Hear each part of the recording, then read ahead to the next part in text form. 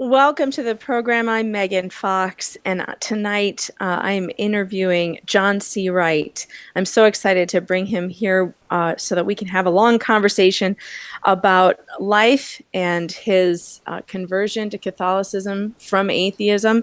And also, just as a short introduction, so that you know, John C. Wright is an American writer of science fiction and fantasy novels. He's a former lawyer, a newspaperman, and newspaper editor. He also wants me to tell you that he has lost more Hugo Awards than any other writer in 1 year. John, welcome to the program, and thank you. Well, thank you. And thank you for bringing up that bitter, painful memory. So, Well, we are nothing if we are not accommodating to yes. remembering those bitter and painful memories. But, don't worry, take heart, because the Hugo Awards are basically meaningless now. So I did just see that I think they're being awarded only on the basis of sex and race these days, and not on the basis of merit at all. That's what I heard. I can't confirm that as a rumor, but I did hear that. Yeah, let's just say the WorldCon has just gone off the deep edge. I mean, they really have. They've gone off the deep end. I don't know if you saw John De La Rosa's uh, live stream of him getting asked to leave and escorted out of the building for trying to buy a ticket, but it was pretty bad.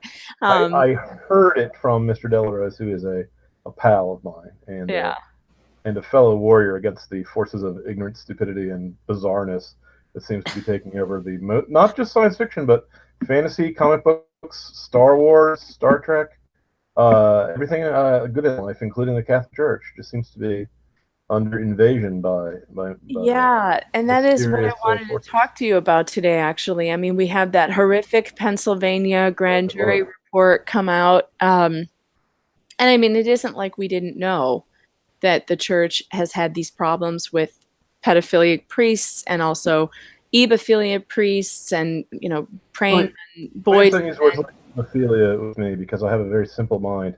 They're homosexual priests, and the problem is that a homosexual can be just as attracted to an 18-year-old as it can to a 17-year-old. Because I know heterosexuals who are just as attracted to 17-year-old girls as they are to 18-year-old girls. The problem is you can't marry a 17-year-old girl without the parents' permission. So trying to draw a nuanced distinction between what the sin is, what the mental disease is that makes it so a person's natural sexual desire is not properly ordered, I think is doing a disservice to the true nature of what's going on. Yeah, and it does seem to be that there's this network of homosexual priests, bishops, cardinals who cover for each other, who are doing these things, including, and I thought the most disturbing part about the report, and I read through almost all of it, was the seminarians. Obviously not the most disturbing. Everything was disturbing, especially the stuff about the children. Oh my God, horrific, criminal behavior. And there's this seemingly web of men who are in the hierarchy who are preying on seminarians in the seminaries, and harassing them to the point of them dropping out, committing suicide, developing addictions. This is something that has to stop, and the bishops have to be punished, kicked out, and not just to the point where they put them back down to father status, no, or priest status. They need to go. They need to be excommunicated. I don't know if excommunication is the proper response, but I do certainly think a secular punishment, such as, I don't know, chemical castration, would be sufficient. Because I believe at the very least, why not laicize them? I mean, at the very least, they should not be practicing anymore priests. Agreed, and they shouldn't be allowed to take communion until they repent of their sins, and certainly. So with all 40 lashes are being burned alive, I also think would be appropriate, considering that they not only. Here's the problem: these people are held, and for good reason, to a higher standard than the rest of us, because there are shepherds. Okay, they're the ones that Jesus Christ was talking about when he said, "You blind gods, you are leading people into the ditch. You are closing the door of heaven to people." There are people who are going to be damned because they regard Christianity now as a fraud, and they regard it as a fraud because they hear about these guys. And they don't go, hey, those are sinners like me. Those are people who are evil like I am. They go, the church itself does not take steps to Well, Flush right. these It people isn't. out. It isn't that people don't recognize that everyone's a sinner and all people have darkness. Exactly my It's point. that the hierarchy does not take them out, does not stop them, puts them in other parishes to prey on other Yeah. children, to prey on other teens, to And, prey. and then and then keeps records of their wrongdoing to fall Oh into the hands of the God. grand jury. Isn't I that mean, unbelievable? Thank God they did. Thank God. I'm telling I you, I think that I Pennsylvania am grand jury report is the biggest gift to Catholicism we've ever been given. And I think there should be a grand jury in every single state yep, because clearly the church is not going to investigate yep. itself. We need the civil authorities to Now, investigate the church in every single state and clean this mess up. I used to be a fan of Pope Francis of the Holy Father. I used to defend him in public. No more, because he not because of anything he said, but because of what he didn't say. He didn't come out with a pastoral letter saying, "Dear sons and daughters, we have to clean house. Look for any priests who are giving expensive gifts to their friends or who own really rich cars, and you'll find the members of this homosexual community that are covering for each other." And these guys are not our friends. I don't know if you know this, but in the 70s and 80s, the Soviet Union. Now this is going to sound like paranoid nonsense, but I have it on good authority from honest historians whose word I trust. Made a concerted effort to try to get people into the church, to undermine it and to make it look bad. And boy, howdy, have they succeeded! Because every Well, time a scandal yes. comes up in some institution that is beloved of those who are kind of partial to the left, they're criticized very little or not at all. But when it comes up, when the Catholics are seen doing these, sodomite things, all hell breaks loose. Now, deservedly so, because, like I said, Deservedly so. Yeah. we're held to a higher standard, and our pastors, our shepherds, are held to a higher standard yet. Okay, and they have to answer to Christ. And better for them never to have been born than to harm one of these little ones, because there's guys who now are gonna, I don't know, go to hell because they now think Christianity is a fraud because of these guys. Yes. Okay, eternal damnation because these guys could not keep their little manhood in their pants, their little Peter in their pants. It's so bad. Okay, It's so bad. so But listen, that raises the big question that everybody's asking on Catholic radio that I listen to EWTN most days, and I have since before I became a Catholic, which I've only been a Catholic for a year now. I'm also a new convert myself. And it raises the big question, why would anybody convert to Catholicism today, knowing what we know? And I knew full well going into it that there was this big sex abuse problem in the church. I knew that going into it. sure. But I could not convert because of what I learned and what I knew to be truth. And I feel like today, one of the reasons why I am a part of the Catholic Church is because I knew the problems were so big that it was going to take people who were willing to fight, to be inside, to fight it out. Like when the building's on fire, you have to have people run in to put the fire out. You don't just run away. You have to go in. What do you think about that? My answer is what. As a philosopher, I'm required to answer every question with a question. So my question is, what is the standard you use to decide what church to join? If the standard you use is, I want to join the church that has no scandals, then you should join the Christian Scientists, because I think they haven't done anything wrong, but they're only 100 years old. Okay, I don't think they've ever been involved in a major scandal or dilemma. But if that's your standard, then are you joining a church or are you just joining a prayer meeting? Mm-hmm. You see, if your standard is, I want to follow the religion of my mother and my grandmother, well, then I think that is an honorable way to make the decision. I don't think that's the wrong way to make the decision. That's not the way I would make the decision, though. But it's not dishonorable. I don't think it's correct, because I think you should follow the truth wherever it leads, no matter how painful. That's something I believed back when I was an atheist, and that's how God trapped me into turning to the sunny side, turning to the light side. My answer to someone who says, "Well, John, how can you support this church now that you know these horrific scandals are afflicting it?" My answer is the same that Peter gave to Christ when the Jews were offended that Christ was preaching what seemed to be ritual cannibalism when he says people have to eat his flesh. And Peter said, and Christ said, "Well, are you going to leave me too, Peter?" And Peter says, "Lord, where would I go? Who else has the word of life?" Right, where would I go? So now, where would I go? You. I don't know how much to go into my thought process here, because part of this is part of the reasons why I converted in the first place and why I picked the Catholic Church rather than others. But back when I was an atheist, against my will and step by step and very much against my inclination, because I was born and raised during the sexual revolution. So I believe that anything a man did that was not harmful to his neighbors in the bedroom with a woman or a man or a goat or a sex robot would be perfectly cromulent, would be perfectly okay. But that is actually a false notion. It's not a logically coherent notion, and the falsehood of it was I only very slowly was forced by my sense of Vulcan logic to show that it was a falsehood. And then I again, I don't know how much detail you want to hear about this. I want to hear all of it. I want to hear what led you to become an atheist in the first place. Well, what happened after that? Let me answer this question, then I'll go back to the atheism question. How it all started. If I left the Catholic Church, I could legitimately maybe become Greek Orthodox, but they seem to me to be a nationalistic church. I mean, no offense to my brethren in the East, but they don't seem to have they haven't had a general church council in 1,000 years. They don't seem to be as alert as inspired by the Holy Spirit as the Catholic Church.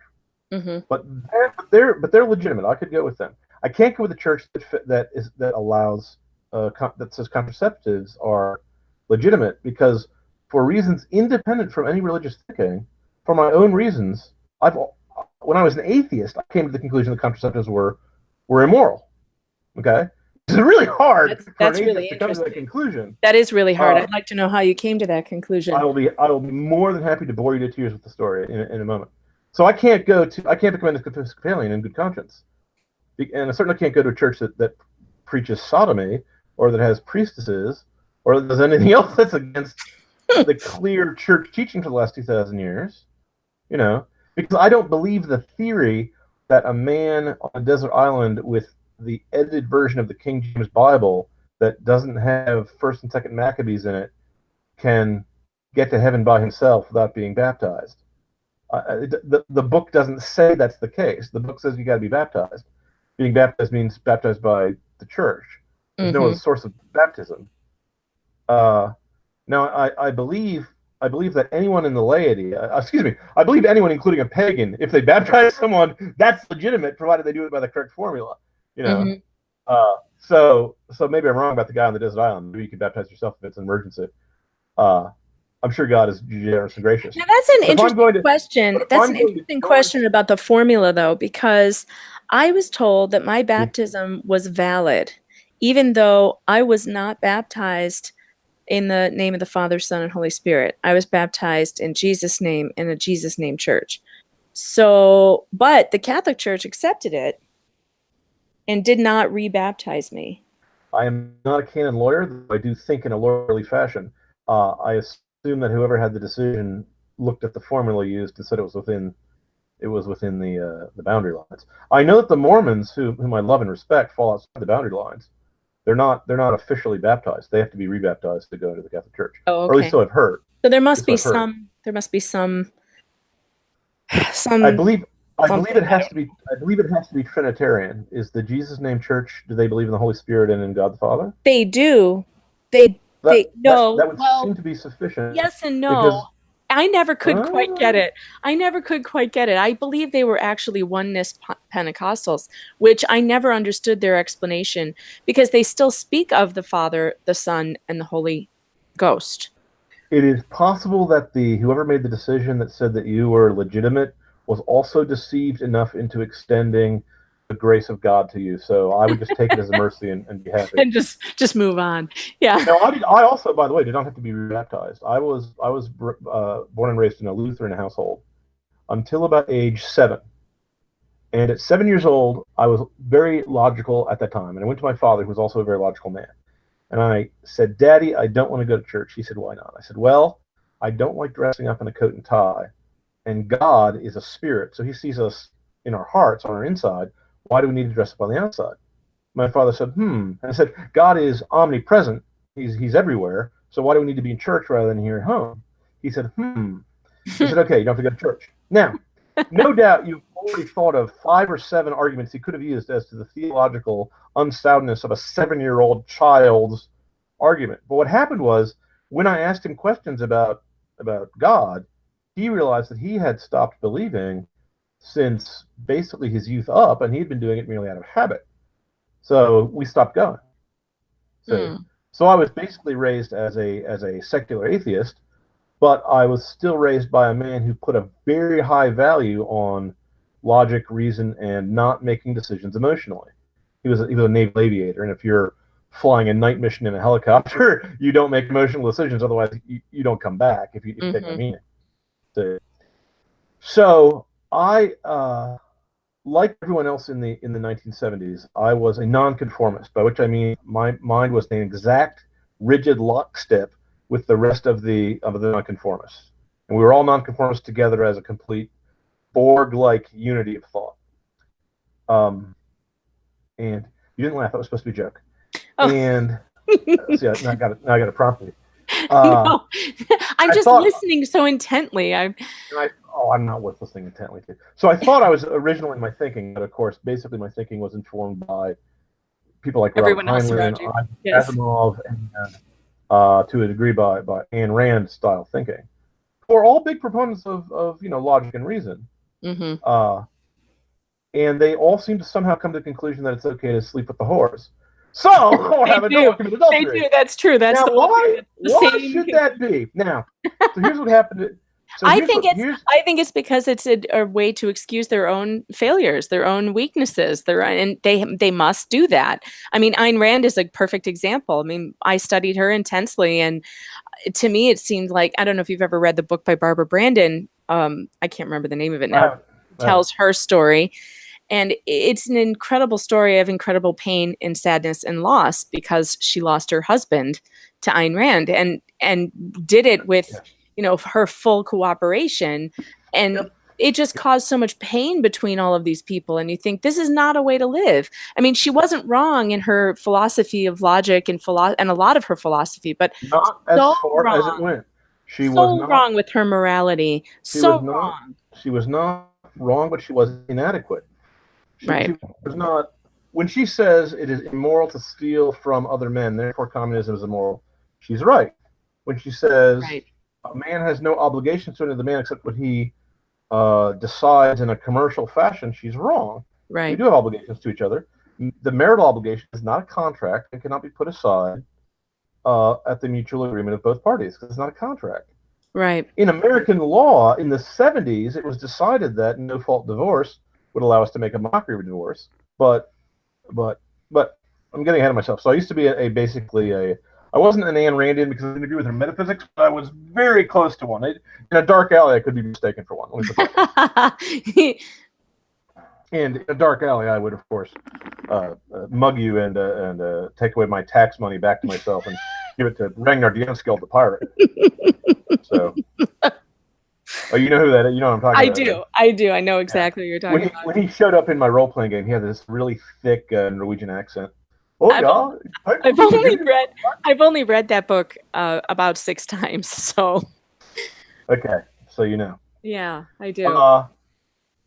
Now, she has a very powerful hypnotic draw, sort of like the maelstrom that sank the Nautilus, because she is so logical, and there's a purity to a perfectly logical system. The same way, if you've ever read Leviathan by Thomas Hobbes, he has a similar kind, almost mathematical Euclidean purity to his views. But if you are not taking into account the rest of reality, then your answers are going to be correct but inadequate, if that makes sense. Mm-hmm. It makes total sense. If she were talking about Eidorians or other beings that did not have sex with each other, or if she were talking about creatures that reproduced like sea turtles and did not have obligations reaching to children. And if she were talking about creatures that lived without sin, like pre-lapsarian Adam, then yes, her system would work and be adequate. In fact, John Galt says he is a pre-lapsarian man. He's a man without original sin in the book. So Right. sure, for him, the system will work perfectly adequately. For the rest of us, no. It's what she's right about. She's right about, but what she's wrong about, she's wrong. Not because of she's saying the opposite of the truth, but just because she's not saying the whole truth and nothing but the truth. Okay. Right. And I feel the same way, by the way, about our Christian brethren who have been led astray by heresies for the last 400 years. I'm hoping they will, gather back together under the Mother Church. But they're certainly not coming back when we're a bunch of pedophiles and sodomites running. No, they're not coming back when we have Good cardinals living it up in gay bars. That's not going to do it. No. Or the gay orgies at the Vatican. That's really not sending the best signal. I would like my husband to come back to the church one day, but I don't think that's going to happen while all of this is going on, because he's like, no, screw these people. That's ridiculous. Well, and I understand that. You want him to stop screwing with people. That's very important. Yes. Only within the context of marriage. Okay. So the whole problem is the screwing. That really needs to end. The whole problem is the screwing because and that was my problem too, by the way. The sexual revolution convinced the people who convinced me, and they just lied. Okay, and they're lying to children. All these writers that I read, that the nature of human sexuality was such that it could be decided upon. You could decide where to put your sperm and eggs. Just like a contract. Like if it was, you go up to a girl and you say, "Pardon me, miss, I would like to copulate with you," and she would say, "Yes, I would also like copulation. I don't want to know your name."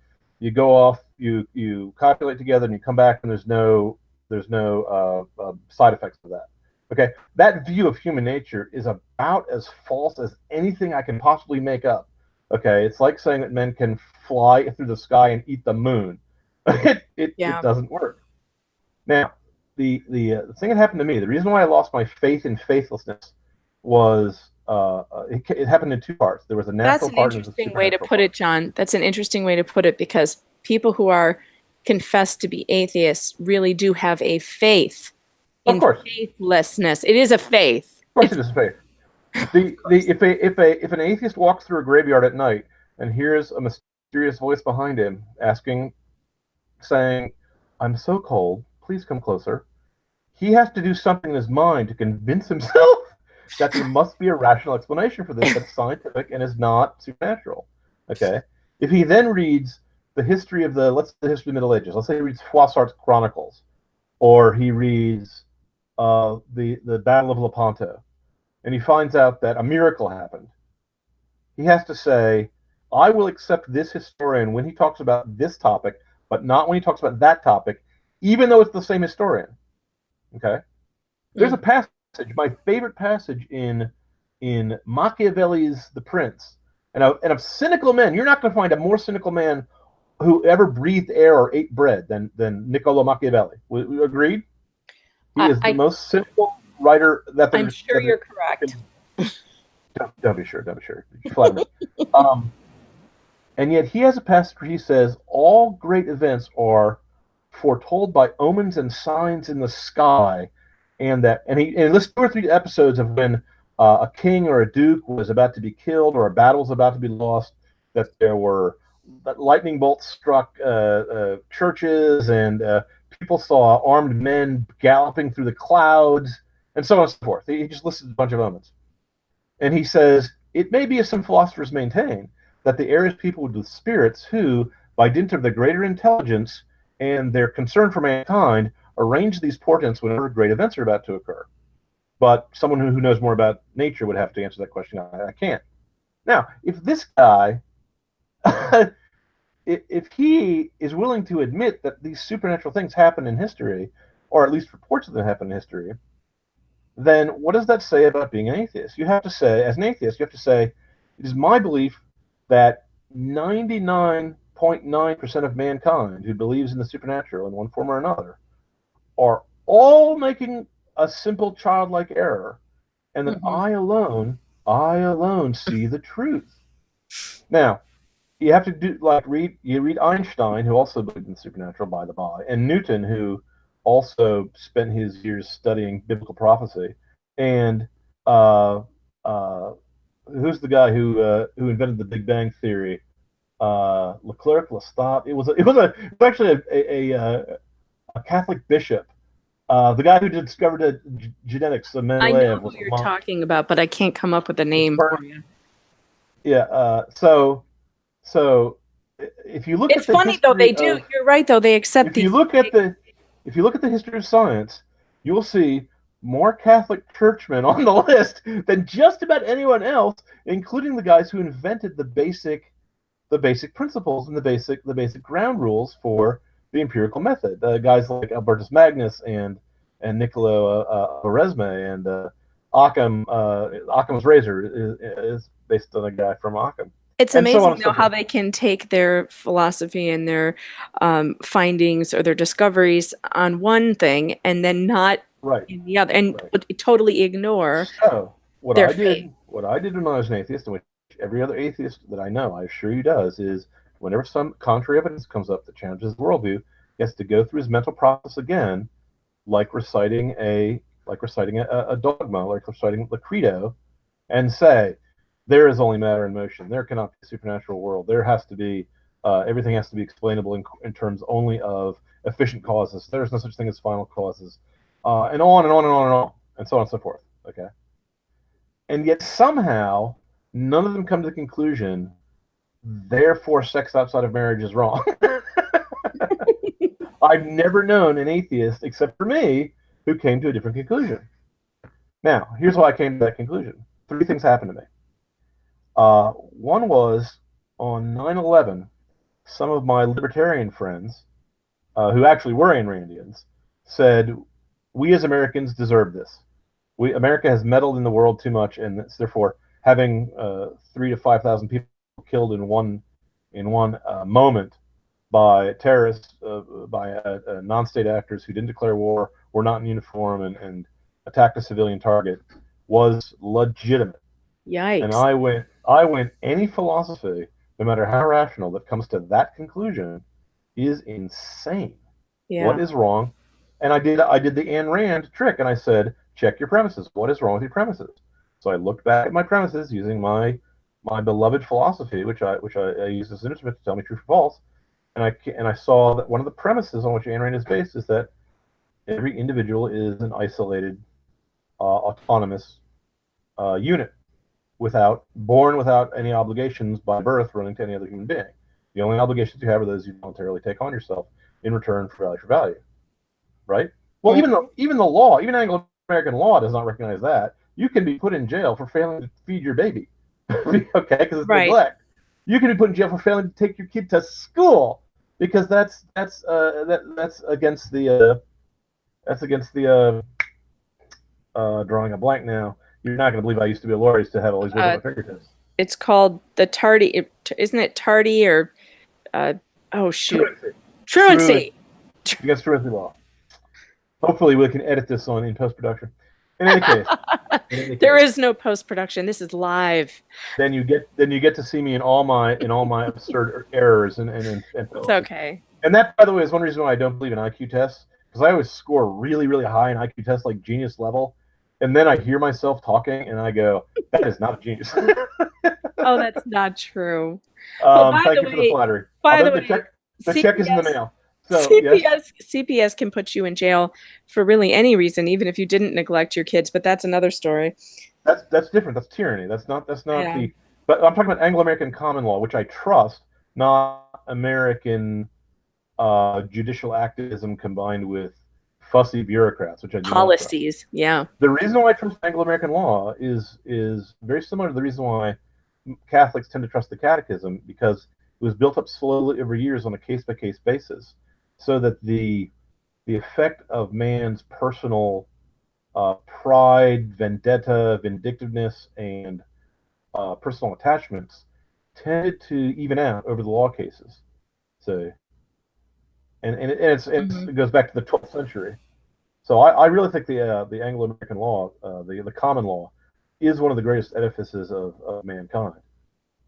It's interesting you brought that up because I've actually just started studying it because of the CPS stuff, nightmare stuff that I've been researching, and several lawyers have contacted me about common law and looking up how they're violating it in courts, in family court, all over the place. So that's really interesting, and I think you're right about that. Yeah. And it is one of the things that drew me to the church was the finality of authority, of course, which is a big deal because there isn't anywhere in Protestantism where you have that authority and that law, basically. Quite because the Bible is not enough. You need to know how to interpret it, how to apply it, and all those tiny little questions that everyday life that you may come up with. And there's an answer for all of them in the Catechism. I most solemnly assure you that as a lawyer, even a legal document that is written with a particular technical language designed to be as precise as possible can always be interpreted at least two ways, for the defense and for the prosecution. Mm-hmm. So the idea that a document by itself, in and of itself, without interpretation, could speak for itself, even with the help of the Holy Spirit. Don't get me wrong. I mean, I do believe that the book is sort of alive. I do believe the Holy Spirit does lead people toward Christ. But if I believed in sola scriptura, I'd have to believe that the Bible can't be. You can't leave out the first and second books of the Maccabees, because then the same guy who says the Bible is sufficient can't edit the Bible. Right. If you say so. Well, the other issue of sola scriptura is that there's nowhere in the Bible that says it's not in there. Yeah. You have to only use this Bible because the Bible wasn't put together until after it was written. What do the guys in the first century do? Yeah. Yeah. There's also the problem of if two guys come to me and say we're both messengers of the King, and one guy says, I have here notes written by the early messengers of the King who were members of that church that I've left, and I get to interpret what these mean, and that does not. And the other messengers of the King say, we're the same people going all the way back, and we can show you the list of successors of one teacher teaching another teacher all the way back to Paul, who learned at the feet of Christ. Then who am I supposed to believe if the two messengers accuse each other of falsifying the message? Right. I'm in the middle of a podcast here. Oh, sorry. So back to the exciting story of John Wright meditating. So after 9/11, I realized that the individualism upon which I based my life was insufficient. I also saw, as a father, because I had kids about that same time, that children obviously can't take care of themselves, and children have to be taught a moral code. You can't say to a child below the age of reason, I would like you to reason out for yourself what the correct moral thing to do is in the circumstance. They have to be told lying is wrong, stealing is wrong, assault and battery is wrong, both as a tort and as a crime. They don't have to be taught about torts yet. That can wait until they're that can wait till they're at least 6. That can wait until they're 8. No, 7 is the age of reason. So I realized that I couldn't have them use my skeptical method of achieving a moral code. And my wife is a Christian, so I said, I'd like you to teach them your superstitious claptrap in order to terrify them into obeying the moral law of the universe. Because I believed in the moral law of the universe. It's obvious. Any logical creature has to see there's a moral law of the universe. Of course. The reason why it's obvious. Hold on, I have to yell at people in the background. Please stop talking. There we go. That's so mean. The reason why there's obviously a moral law of the universe is that if I even ask the question of myself, two questions. A, why am I talking to myself? B, is there a moral law to the universe? In order to answer the second question, I'm not sure what the answer to the first question is. In order to answer the second question, the answer I give back to myself is, well, do you want me to answer honestly or dishonestly? Well, if you want an honest answer, then is there a rule that I have to be honest even when I don't feel like it? Mm-hmm. So if I can't even answer that question, whether or not there's a moral rule of the universe, I have to assume there's a moral rule of the universe even to investigate whether or not such a thing exists. Mm-hmm. It's not something that human beings decided any more than we decided the laws of logic or the rules of mathematics. It's something that we use every time we make a moral decision. And because we're not animals, we have to make moral decisions. Even modern people who pretend their moral decisions are not moral decisions. They pretend they're matters of courtesy, like political correctness, or they pretend they're matters of efficiency, or they pretend it's something else, matters of liberty, matters of political convenience, or political principle, but they're moral decisions, okay? Well, if there's not a moral duty to abide by the moral rule of the universe, then who cares whether there is a moral rule of the universe or not? Right. So it has to exist, and there has to be duties that have to have obligations by their nature imposed on human beings, and that's where I broke faith with Ayn Rand and my libertarian friends and objectivists and all that kind of self-serving, selfish philosophy of enlightened self-interest. Either duties exist or they don't. And if duties exist, then you obey them whether you're in the mood to do it or not, whether it's in your best interest or not. The idea that merely pursuing your long-term best interest will somehow get you to a moral code is true for 9 times out of 10, perhaps, but not true in that 10th time, during emergencies, during wartime, or when raising kids, which is a combination of an emergency and wartime, if you think about it. Yes, that so, pretty much describes every day in my house. Emergencies and wartime. So, the other thing that changed my mind about my old moral code was, oddly enough, two things. An old movie and a modern TV show. And I remember the exact day and moment when it happened. Because once as a father, I said to myself, I have obligations to any of these children that I must abide by, even whether I feel like it or not. Now, as a lawyer, I said to myself, self? Myself said, why do you keep using the word self? Why don't you call yourself by your name? I said, be quiet, self. I said, self, when do these duties attach? Because that's a very important concept in the law. Normally, you're not bound by a contract until you sign it. But there's other obligations that attach in other times. For example, there's in common law, if you go to rescue someone and you partly rescue them, you swim out to save a drowning swimmer and you take him halfway back to the beach, but then you abandon him and he drowns, you're liable. Oh, no. Okay? Because someone else who may have been stronger swimmer now might not rescue him because he says you're doing it. So once you take on that responsibility, you have to drag him all the way to the beach. That doesn't mean you have to, put him up in your house or adopt him as a son. It just means you have to get him. You have to follow through with what you start. Okay. There are other times at which certain obligations attach. Well, when does your obligation to your child attach? At birth? Before marriage? When? Now, my perfectly logical Vulcan brain could come up with no other answer than this. When does the harm take place? If I set in motion a chain of events that will lead to the harm of my child before the child is born, then I have failed in my duty as a parent, even if I'm not a parent yet. Suppose I expose myself to a deadly radiation or a chemical that I'm confident will produce birth defects, and then I go have a child, and so the child is born horribly crippled for life. Haven't I failed in my duty as a parent to expose myself to that chemical or that radiation? Or let's take an example that might be more favorable. Suppose I have the decision to either create or prevent global warming, so the world will burn up in 10 years. And I decide I'd like the world to burn, okay?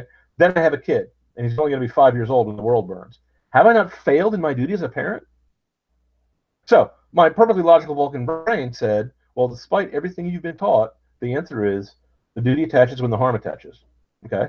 Now, what that means is I can't injure a baby in the womb.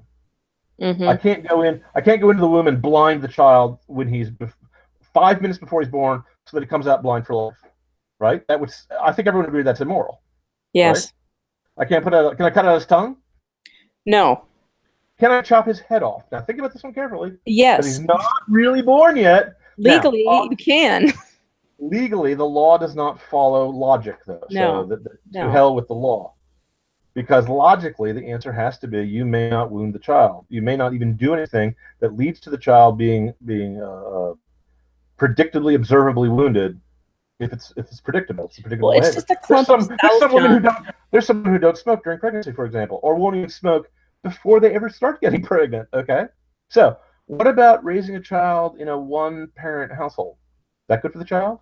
The statistics say no. Statistically, no. Overwhelmingly no. Overwhelmingly, okay? Yes. So as a perfectly logical, rational Houyhnhnm, I had to say my duty as a parent starts before I am married.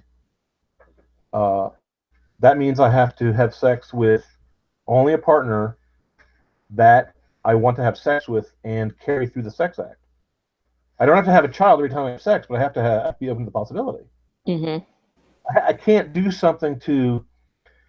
If I have sex and I use a birth control method that is accurate, let's say 9 times out of 10, that 10th time I've created a life for which I'm responsible as a parent, but I haven't created a nest to put the egg in. So how is that different from me exposing myself to a radiation that will cripple a child for life? Mm-hmm. So once again, this was very much against my will. I couldn't believe where my logic was taking me, because I of course wanted, like all young men, to sow my wild oats when I was a kid. But once I became a dad, I looked back at the way I'd been living my life, and I went, wait a minute, there's something really wrong with that whole philosophy, that whole approach. It's not logical. It doesn't make sense. And then I was talking, so I came to the realization that sex outside of marriage was immoral. Now, if you've read G.K. Chesterton, in the opening of one of his books, I believe Orthodoxy, he talks about a man who sails all the way around the world and lands in England thinking it's a wild South Sea island inhabited by cannibals. And he has all the joys of discovering the wild new island without the discomfort of ever leaving his house. He's at home. Okay. So Chesterton went through a very similar, elaborate mental process, a mental journey, crossing thousands of miles, trackless miles, only to find himself back at his house. What happened to me? After years of debating and thinking and doing my philosophy as well as I could do, I came to the conclusion that sex outside of marriage was immoral. This was a shock to me, because of course no one in my generation was taught that. Only the fuddy-duddies, the Victorian people like Robert Heinlein and Isaac Asimov are always making fun of. Mrs. Grundy are Right. the hypocrites. Right. Only those people believe that. Well, so I went to two good, the prudes, the Puritans. I went to two good friends of mine, and I said, hey, I made a remarkable discovery. Sex outside of marriage is unlawful, is immoral. Now, they were both Christian. Both of them said, yes, it is moral. I said, wait a minute. That's not what your religion says. Wow. Nor is it what the Buddha says. Nor is it what Muhammad says. Nor is it what Confucius says. Nor is it what Socrates says, despite what you've heard. He's actually pro-marriage, Socrates, despite the people who are trying to dragoon him into being a pro-gay kind of activist. So, both of them gave a slightly different reason. One of them said, as long as you truly love the partner, the other guy, truly love the guy, there's a girl talking. So she talked about love, because girls talk about love. Mm-hmm. It's okay. I said, well, it's not.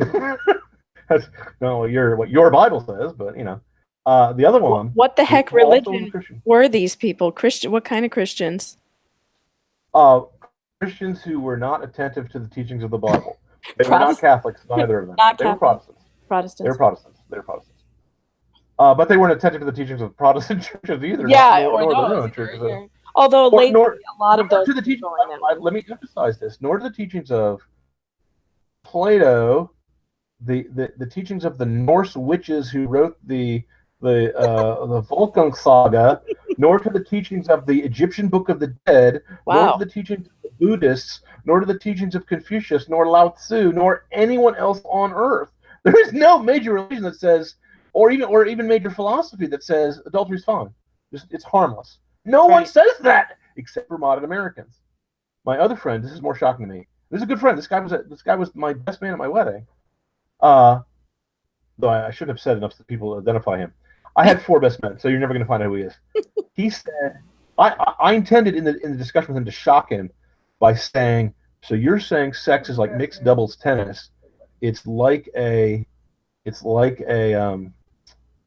sporting event that you merely have to have 2 people of opposite sexes to enjoy. And I thought he was going to say, oh no, that's absurd, that's atrocious. And no, he didn't. He said yes. Thus shocking me. He boomeranged he boomeranged back on my head, and I went, oh my gosh, who in the world has stolen everything romantic from my friend's life? Minnie and Mickey Mouse, Zeus and Hera, every love story ever told. Yeah, it is sad. It is really sad. It's like Arthur and Lancelot, Romeo it's and like people Juliet. have lost Every hope. every And love story ever told has just been removed from my good yeah, it's friend's terrible. mental universe. Worse than being colorblind. Worse than being born deaf if you're and never listen to symphony. I said, who has done this thing? Who has done this atrocity to my friend? So I went back and talked to myself again because The obviously I do that a hippies. lot. It was the hippies in the 60s. No, it was not. It was the No? Anglicans in the 30s who said all Christian denominations, all major mainstream Christian denominations up until the 1930s said contraception is gravely wrong and against Christian teaching. But then the Anglicans said, oh, it's okay for a married couple. And then the rest of the Protestants fell like dominoes. Only one church held out. Yep. The church, the pederasty church, the Catholic Church. So don't call it that. Oh, well, then let the Pope clean house. I know he really. Okay.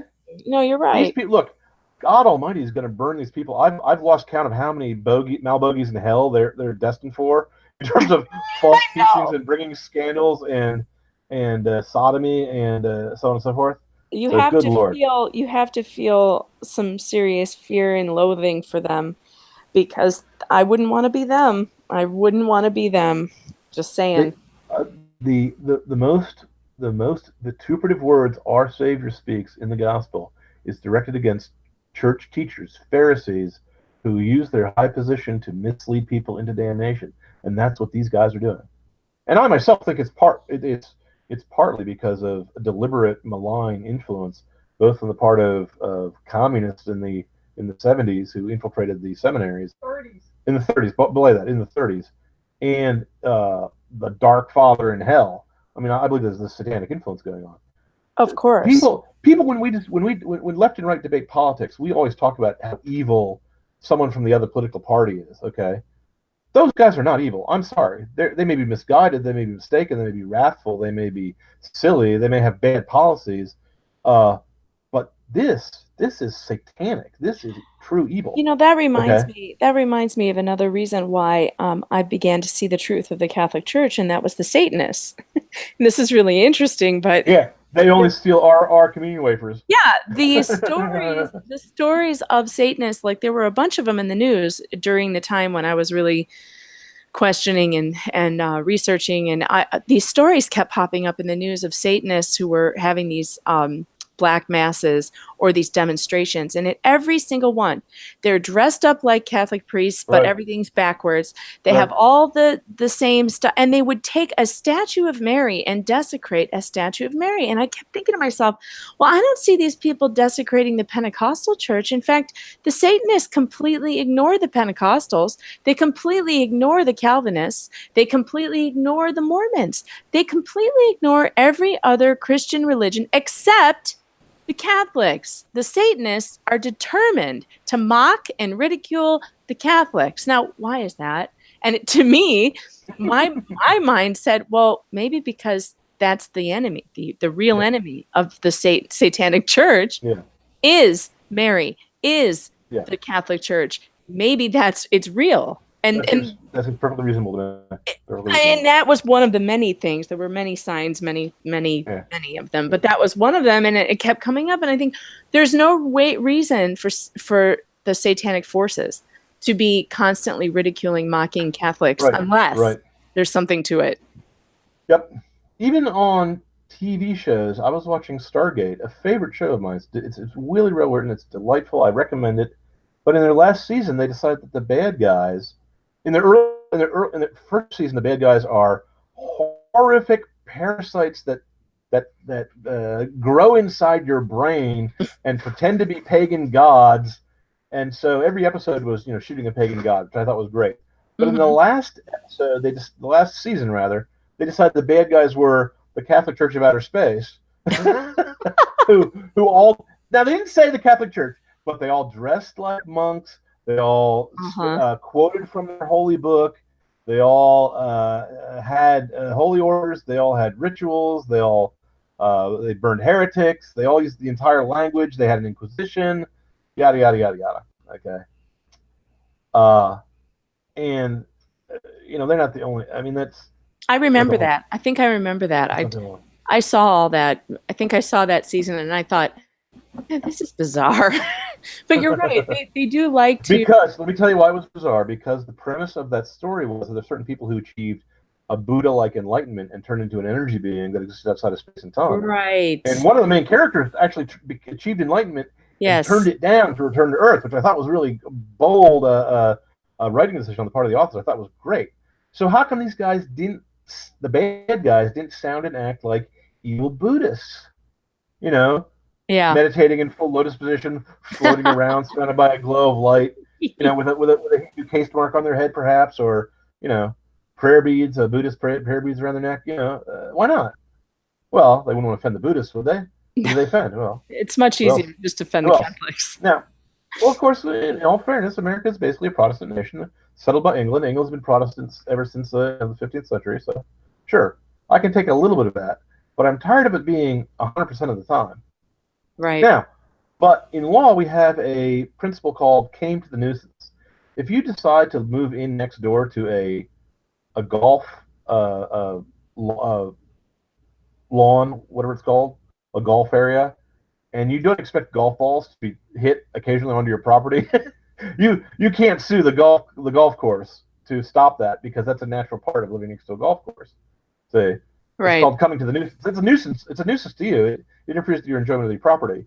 But come on, you know, it's like moving right next door. It's like moving right next door to a drive-in theater, buying the house next door to a drive-in movie theater, and then complaining that the lights shine through your windows at night. Right. See? So when I joined the Catholic Church, I had no question. That I was getting on board the HMS Thunderchild, not aboard a pleasure cruise. Okay, we're going to go fight the Martians. That's a rather obscure reference. No one's going to get what I'm talking about. The Thunderchild was the one British warship that successfully fought the Martians in H.G. Wells' War of the Worlds before they were sunk. They managed to kill one of the invaders. Back to my boring narrative. So I'd reached a point where I realized that A, there are immutable moral laws that govern the universe.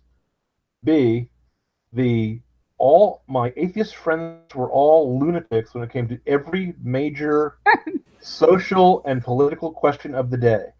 They were either socialists or they didn't believe in free will. I would ask them, when did you decide not to believe in free will? And they would give me an argument to try to show that free will didn't exist. And I would say, well, I would believe your argument, but I've been programmed by my genetics not to believe in determinism. I have to believe in free will because it's been foreordained. So please excuse me from the conversation. None of them got the joke. Not one of them. Okay. They would tell me that mind doesn't exist, that no minds exist. It's all matter and motion. I say, well, if that statement is true, then it proves itself false. So I know between the two of us, one of us doesn't have a mind. I'll agree with that. I'll go halfway. I'll go halfway. I'll compromise halfway.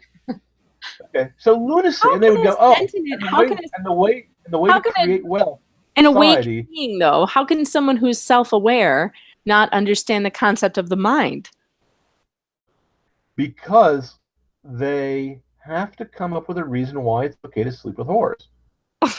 It all comes down to sleeping with whores, always. The erotic impulse, I believe, to be the strongest impulse in the human frame. Second only to pride. I would put lust next to pride if I was Dante. He puts it last. He puts it as the least of the deadly sins. I think it's a very powerful emotion. I think it's a very powerful.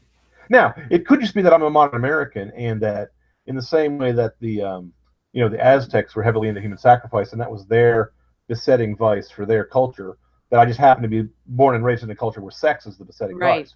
That could be. I'm willing to accept that as a possibility.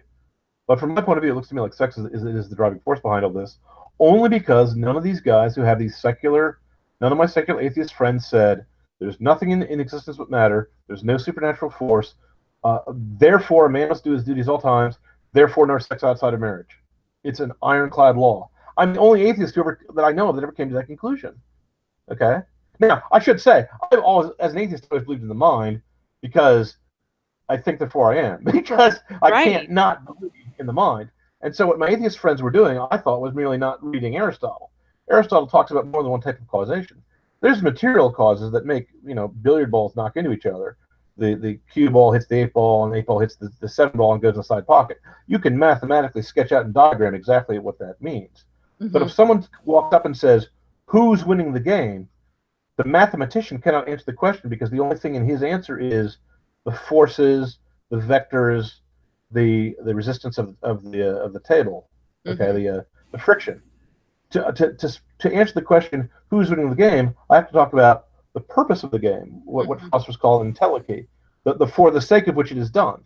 And that requires me to talk about free will, because otherwise it's not a game unless people are deciding to play it. Right. You know, if I'm locked up in a barrel, if I'm in a straitjacket nailed into a barrel and thrown over the Niagara Falls, I'm not choosing to go over the Niagara Falls. That's not a game to me, okay? Yeah. Because I have no choice as to whether to fall or not. But if I'm hang gliding or something, well, more absurd image can't be imagined.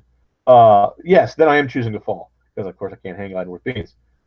In any case, so I'd come to the conclusion that my atheist friends were right about the non-existence of God and wrong about everything else in life, one after another, and not just wrong, howlingly, stupidly, outrageously wrong about really simple things. Because they would say that truth is there is no truth, and I would say, if that statement is true, then it proves itself false. Right. And I'd say logic doesn't prove anything, and I would say, so you're saying that if logic proves something, you would believe it, but since logic doesn't prove anything, therefore you won't believe it? That's modus ponens. That's a logical argument. Right. and and just on and on for everything in morality and politics. They would say the way to get wealth is by stealing it from others because it belongs to you to begin with. And they would say all property is theft. And I would say, well, if all property is theft, then from who do the first thieves take it? Aren't they just recovering what's their own? Right. Okay. Right. And on and on and on. Now, and I'm not talking about complicated, subtle, deceptive, tricky errors. I'm talking about things so blatant that a child of 7, a schoolboy, could see what the logical error was. Maybe not 7. Let's make him 14. Okay. A brainy 14-year-old could see what the error is, and a guy saying, my only belief is that there's no such thing as beliefs. Okay, well, thank you. Please check into the madhouse now, because that's where that's where you belong. Yeah. So it haunted me. I kept going, how can my atheist friends be wrong about everything? Howlingly, howl at the moon, frothingly wrong, and right about this. Oh, by the way, it's 10 o'clock. How long do we have? As long as we need. I'm not in any hurry. Oh, you're going to regret that in a minute. Okay, really not. I'm really Thank you. Ever since I read your conversion check story. Is in the mail. Ever since I read, I guess you wrote it on your website or something. I read several things. No, I wrote it because a guy who was interviewing me for a school newspaper said, "What were you like when I was a kid?" And I said, "I was like every other kid I know." And I said, "Rude, irreligious, and had too much testosterone." And he said, "You were religious when you were young? What are you now?"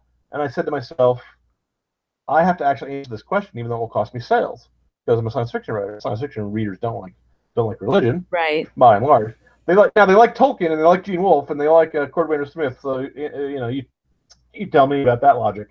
So I said, "Oh, I'm a Christian now." He said, "How did you become a Christian?" I said, in my faith in Christ, I can't not answer the question. I'm a philosopher. I love questions." So I answered him honestly. And of course, my answer includes the supernatural visions and stuff, which I take to be evidentiary, but which modern atheists are prone to regard as not evidential. Right. I'm not sure why. It's not logical, but we'll talk about that in a moment. So yeah, I really want to get to that. I'm really interested in that. You're going to be disappointed.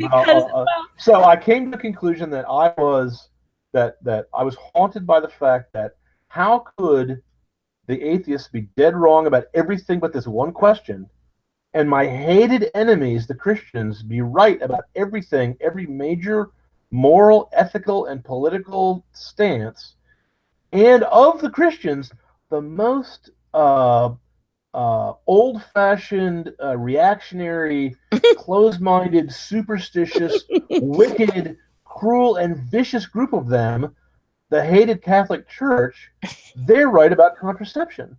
See? Because once I realized that my friend had been robbed of all romance in his life because of contraception, I thought it's immoral. I thought it is immoral to one's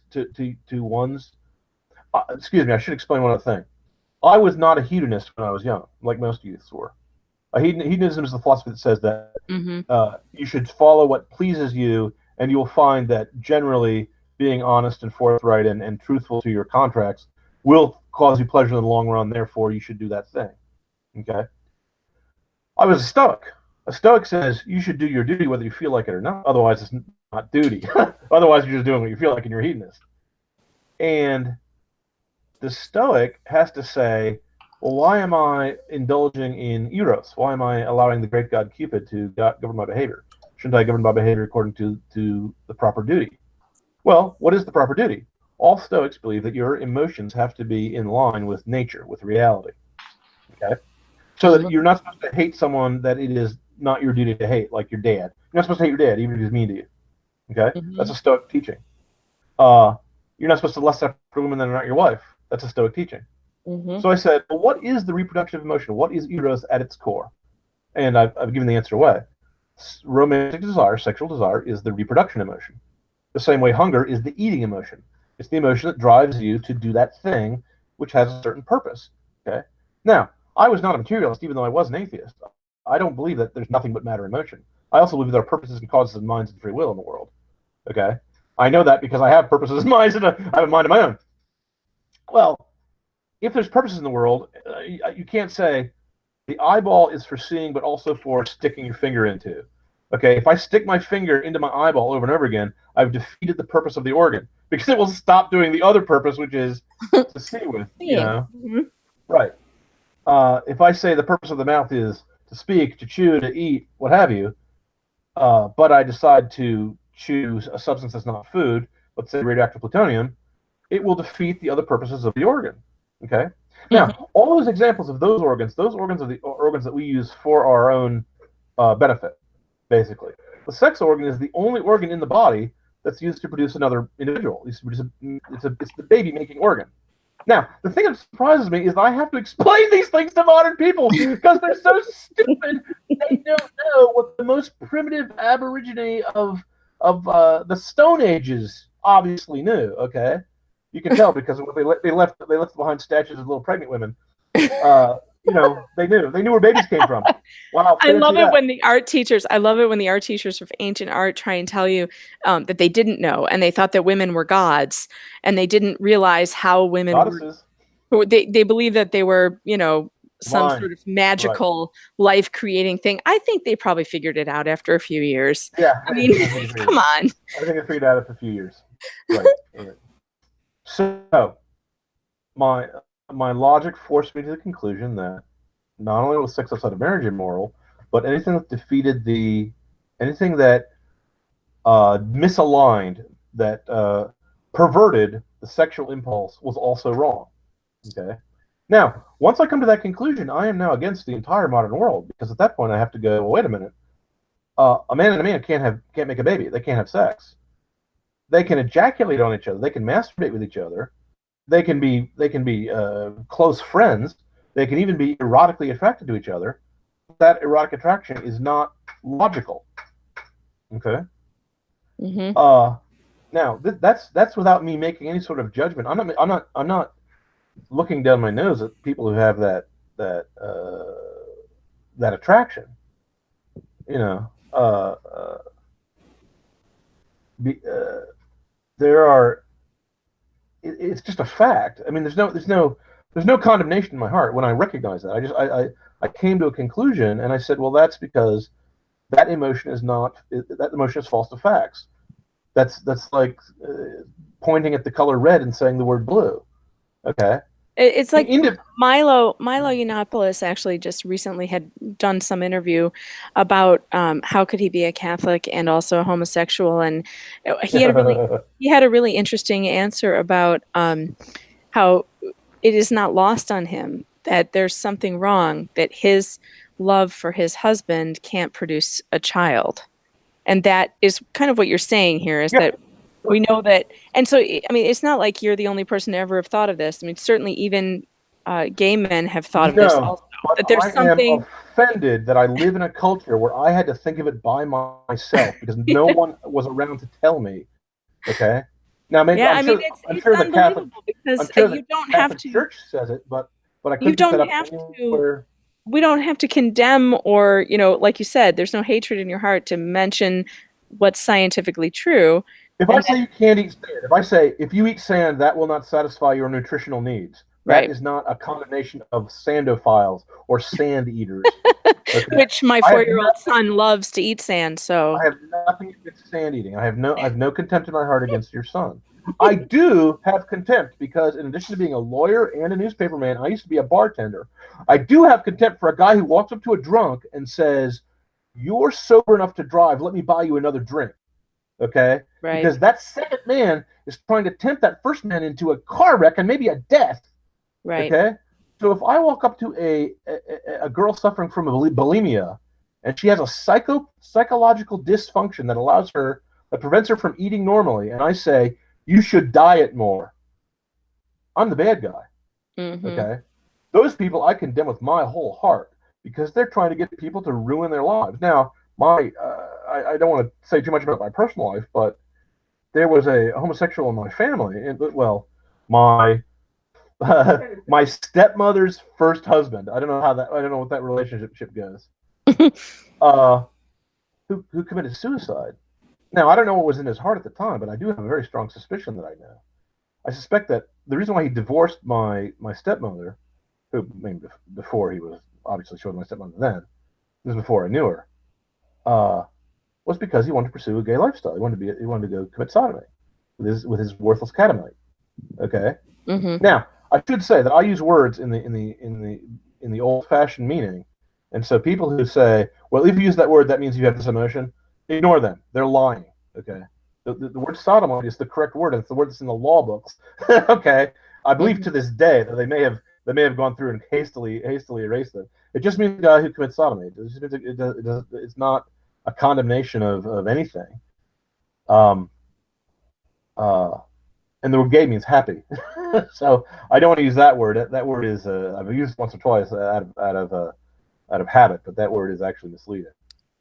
Be that as it may, he got older and he had left his underage children for my father to raise. Now, as a dad, can you imagine? I couldn't imagine leaving my underage kids to go pursue an erotic adventure with someone with whom I couldn't form a real union. I could form a pretend union, and if I was on the left, I could perhaps force the laws to pretend that I had a real union. But it's not a sexual union. It's erotic, but it's not sex. I think he was lied to, and I think it drove him to suicide. I think he found out that his entire life was a lie. Now, I could be wrong. I don't know his heart. There's many other factors involved, and anyone who's so unhappy that seems a reasonable course to them. You can't judge what's in their heart. And I hope at the last minute, I hope that. But there's something very wrong with any parent who leaves their children to go pursue some erotic affair with anyone. Certainly. There's something terribly wrong at the core of that. But I have a right to condemn the people who cheered that man on, because I saw the consequences of their thoughtless comments. Okay. Now, sure. I also saw the consequences of people who said, "I feel sorry for these guys. It's no fault of their own. It's a genetic defect." Well, scientifically, that's still up in the air. Therefore, I wish our laws would not punish them. Okay, that's a reasonable stance for a libertarian to take. But if the moment it's not illegal, the next thing that happens is you then say, "Oh, and the sacrament of marriage has to be extended to them." And anyone who does not celebrate the sacrament, like a cake baker, has to be punished. Well, at that point, there's no middle ground. You understand me? Yeah, it's gotten completely out of control, for sure. No, that's not what I'm saying. I could make a bargain with a homosexual man, and I could say, "I will not interfere with your desires, especially you and God. I'm not going to judge you if you will not interfere with my desires and not interfere with me and God." Okay? And he and I could shake hands, and we could live in the same town together peaceably. But if a leftist comes along and says, "You two cannot be friends, sodomite man, you must attack John Wright because he will not bake a cake for you to celebrate your so-called wedding because he regards that as a desecration of a sacrament. He has to desecrate a sacrament in order for you to be happy. Are you happy?" And of course, being being a human, he'll go, well, I'm not happy. And the leftist will say, John Wright is the cause of your unhappiness. You must attend. Well, okay, that means I can't make a deal with the sodomite to leave me alone if I'll leave him alone. That means I can't leave him alone. That means his bizarre sexual adventurism has to be made illegal. Otherwise, I can't live with him. Otherwise, he'll come around and say, well, I would like the schools to teach your children that my lifestyle is appropriate. Which is exactly what's happening. Well, wait a minute. Are you a drunkard? Do you want to teach my kids that drinking alcohol is good until your brain is fried? What about gambling? You want to teach them that being addicted to gambling is a good thing? What about hatred? What about environmental malfeasance? What about wasting the land? Can you teach my children that? In order for me to get along with you, you have to have control of my kids? No. If you're not... See, here's the problem. The problem is sodomy is not like stamp collecting. The psychology of it is that they know they're doing something wrong, so they have to get approval from as many people as possible to try to soothe their conscience. But their conscience will not shut up. So they have to blame everyone but themselves, and they have to use the power of the state to force us to approve of them.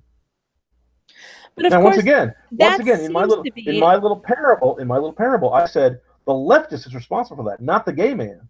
Right. See? The left is that is the truth. Just go off and commit sodomy on their own, and they don't bother me, and I don't bother them, and they can answer for it in heaven. I have worse things to answer for, just between you and me.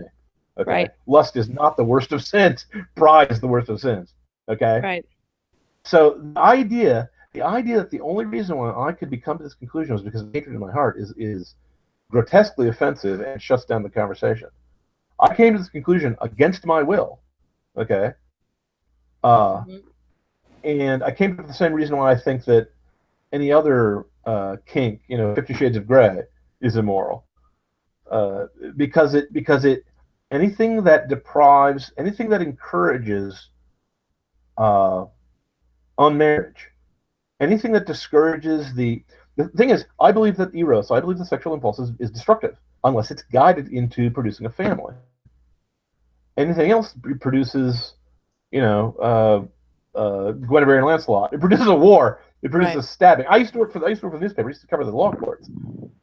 A lot of the murders are men murdering rivals for their women. Okay, that's not. I mean, it's not most of it. Most of it is gang related, is drug related, but a lot of it is that. Well, how do you stop that? Well, you have a very clear rule. You have a public ceremony where you say, "This is my mate. I'm going to mate with her. No one else touch her, and I won't touch anyone else." If you're a Christian, you say, "I won't touch anyone else." If you're a Muslim, you say, "I get 3 or 4 more wives." Or if you're a Confucian, or if you're a Taoist, or if you're I don't know if the Greeks had polygamy, but they had hera. In any case, be that as it may. So I came to this conclusion that the Christians were right about everything, except for this one question. They believed in this Santa Claus figure that I couldn't understand why anyone could believe in. So I said, well, what if I'm wrong? You're a philosopher. Do some philosophy. So I toddled over to my bookshelf and I picked up Thomas Aquinas and started reading his Summa Theologica. And I got like 3 pages into it, and I said, this is very difficult going, even for me. And this argument in the beginning doesn't have the mistake that I thought it had in it when I looked at this when I was in school. the argument, the ontological argument, the argument about the existence of God through first causes. I said, huh. So I said, wait a minute. If God is what the Christians say he is, okay, I'm not talking about the clockmaker God of the deists, like Thomas Paine's God. Then he cannot expect St. Paul to have read this book and gone through this mental procedure to come to the conclusion that he existed. There's got to be some other mechanism whereby he can reveal himself to people aside from this kind of study. And I said to myself, my epistemology, that is to say, my theory of how knowledge works, I suddenly realized, to my shock, did not allow for me to accept supernatural evidence. That meant I automatically discounted and held at nothing any supernatural explanation of what went on, even when Occam's razor pointed at a supernatural explanation. I said, well, wait a minute. If the question is whether or not the supernatural exists or not, I can't, as a judge, cannot go into a court of law and say, I will listen to the evidence about this crime, but any evidence that shows the crime actually happened, I will dismiss without a hearing. That would not be a good judge. Okay. No. I think a guilty man would go free in that case. Yes. So I said, well, wait a minute. What if I'm willing to accept possible supernatural evidence, then what can I do? Oh, and I should mention, my friend who was talking to me about true love, one of his questions to me was, if God Almighty sent an angel with 6 wings and a halo of fire and the book of laws glowing in his hand and and told you that, let's say that homosexuality was perfectly morally licit, what would you say? I would say, I must be having a hallucination because there's no such thing as angels. And I said, well, wait a minute. But if my method of learning about the truth is the empirical method, I have to accept the evidence of my senses as veridical. So how in the world can I come to a conclusion about, I realized that my entire philosophy of life was a big circular argument. I was assuming my conclusion. I was assuming that there was no such thing as the supernatural, and the reason why I was assuming that is because my premise was there's no such thing as the supernatural. And then the evidence that anyone provides showing the supernatural things, I have to automatically discount because it can't be true. Okay, that's rank nonsense. Okay, and I'm a guy who thought about these things and pondered them for years. And so to find out after all my lucubrations, after all my book studying, after all my veins pulsing on my skull as I thought until my thinker was sore, that I was making a simple schoolboy error, that was really shocking to me. Because I went, wait, people don't make errors of that magnitude innocently. What's going on here? So I said, okay, I am an empiricist. I'll put this to an empirical test. If there's a God, and he's real, and he doesn't want me to be damned, then I'll pray. Okay? I won't tell any of my atheist friends. So I went down on my knees. I said, dear God, I know that you don't exist. I can prove it with mathematical certainty, with my delightful philosophical logic, with my logic shopping. But I am a philosopher, a true philosopher, so I know that I could be wrong. That's the premise you have to accept when you're a philosopher. The same way a soldier has to be brave. It's the humility is the thing you have to be a philosopher. Okay, so you have to be willing to put your ideas on trial. Otherwise, you're not doing philosophy. You're just an apologist. You're just an intellectual. That's the difference. Intellectuals are proud of their brains. Philosophers are embarrassed of their brains. Socrates doesn't know anything. Okay, and he knows he doesn't know anything. That makes him the apex and the pinnacle of philosophy. So listen, God, I know you don't exist, but I also know that I don't know anything. So, in case I cannot think of any method you could use to prove that you exist to me that I would regard as legitimate. But you're God, so you must be able to think of a way.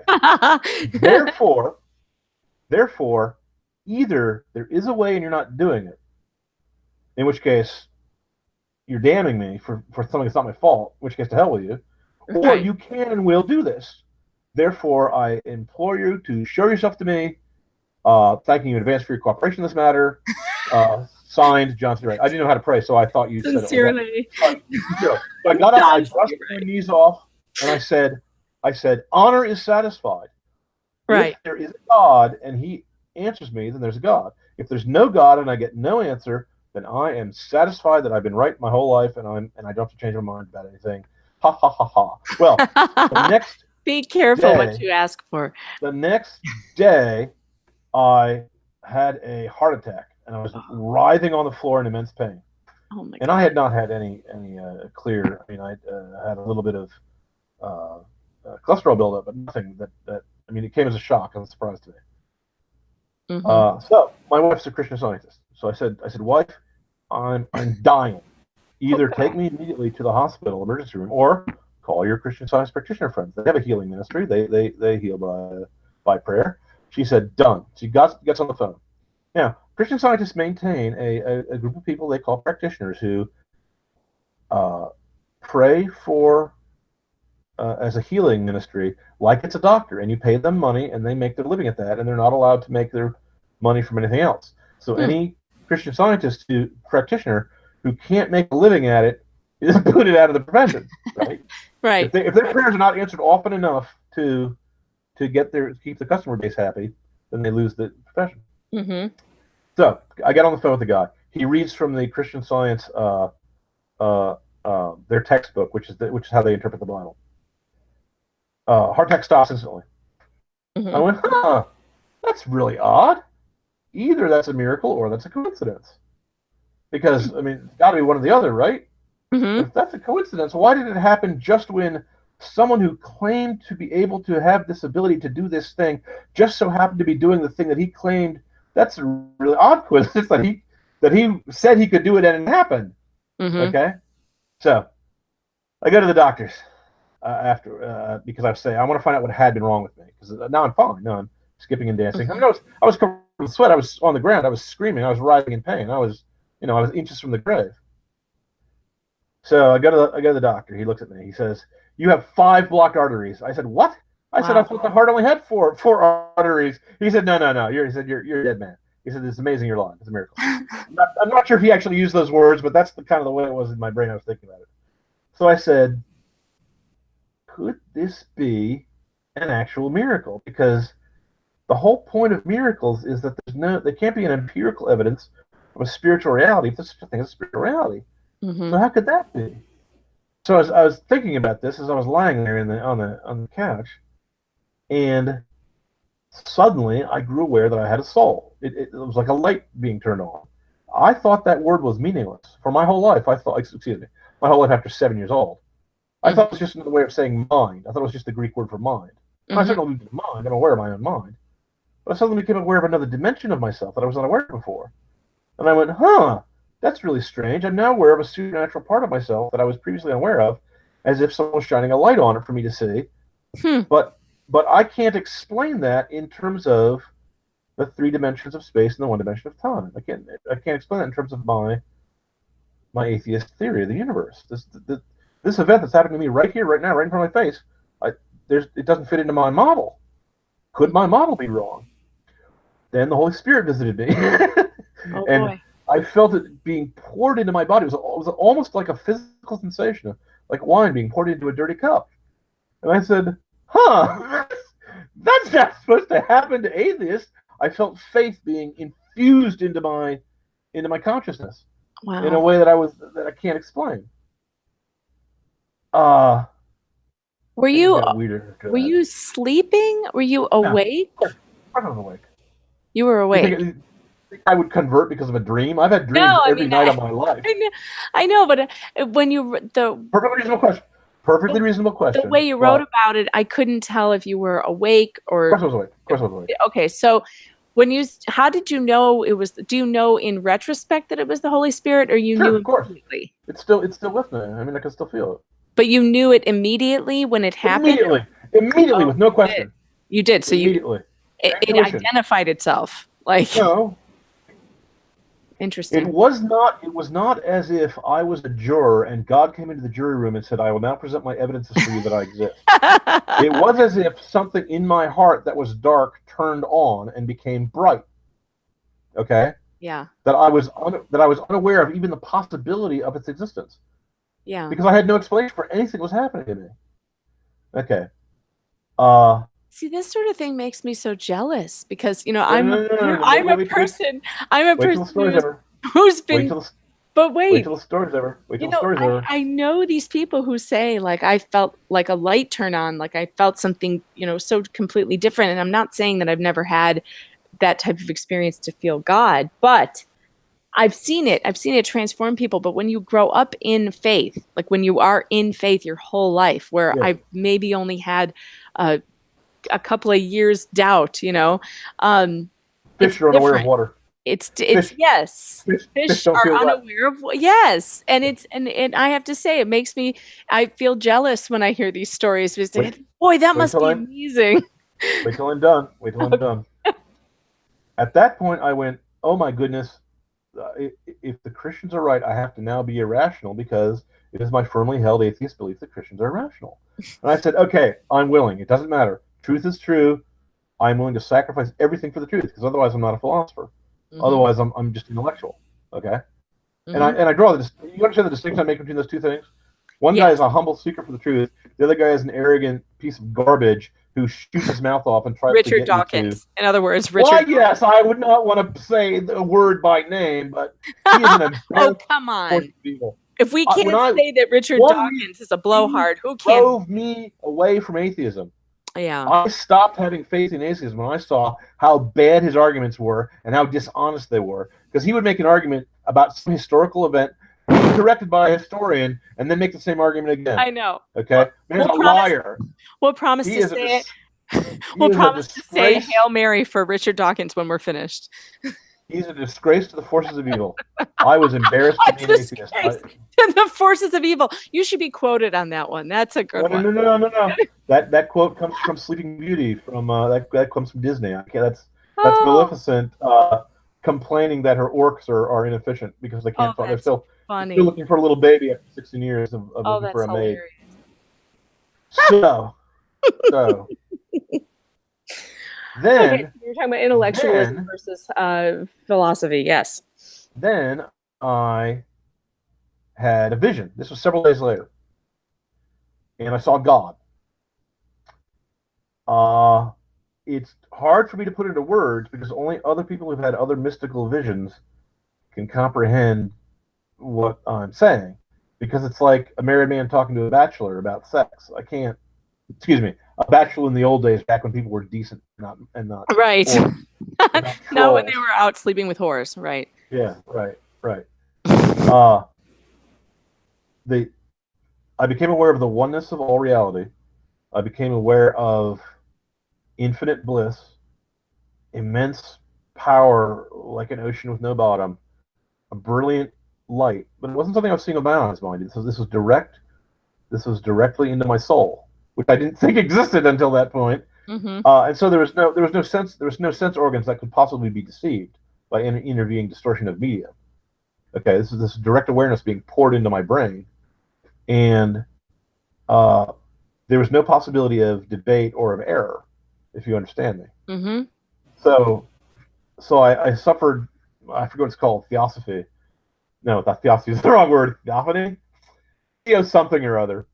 I'm so proud of my vocabulary, but you can see that I'm a moron when it comes to remembering words. I don't know what that word means either. So, what? In that case, I could fool you, but your listeners might know. In any case, now that was before I had several other visions and visitations of I saw Christ, I saw the Virgin Mary, I saw one or two ghosts. And it kept going on and on. Now, I was not under medication at the time. This was me recovering in the hospital after surgery. I was not in any fear because the surgery had been successful, so I was fine. In fact, I was elated.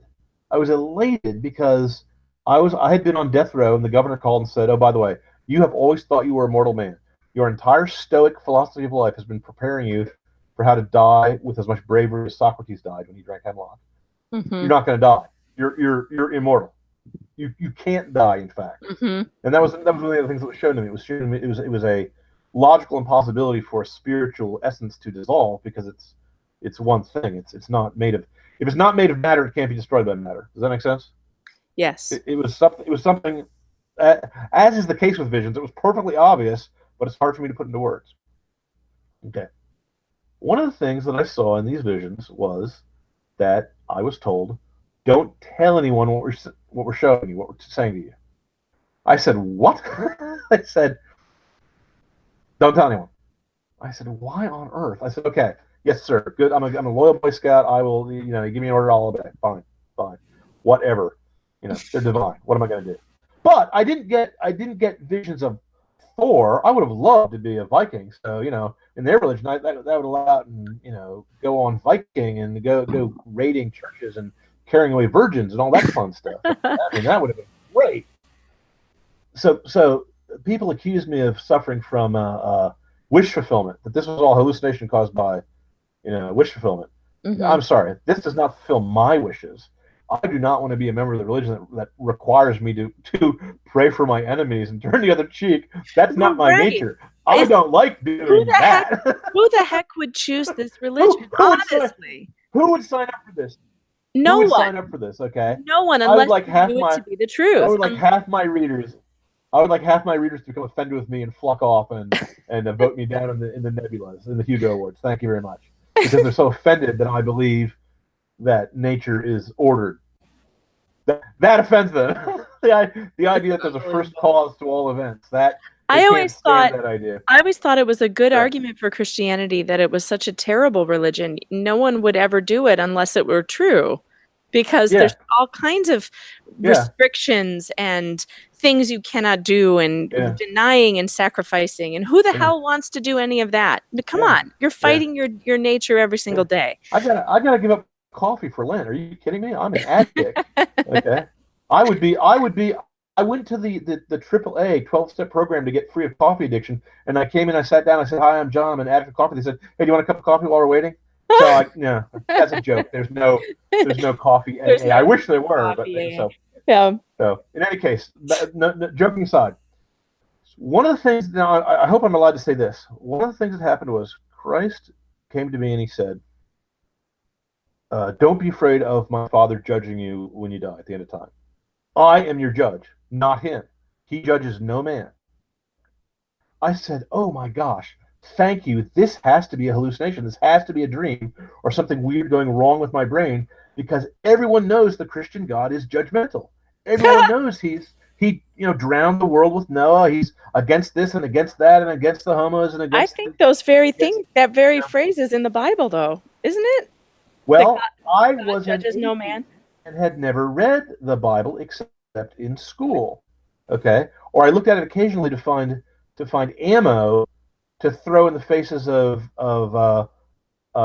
nice old ladies who would come to my door trying to preach Christianity. Okay. Yeah.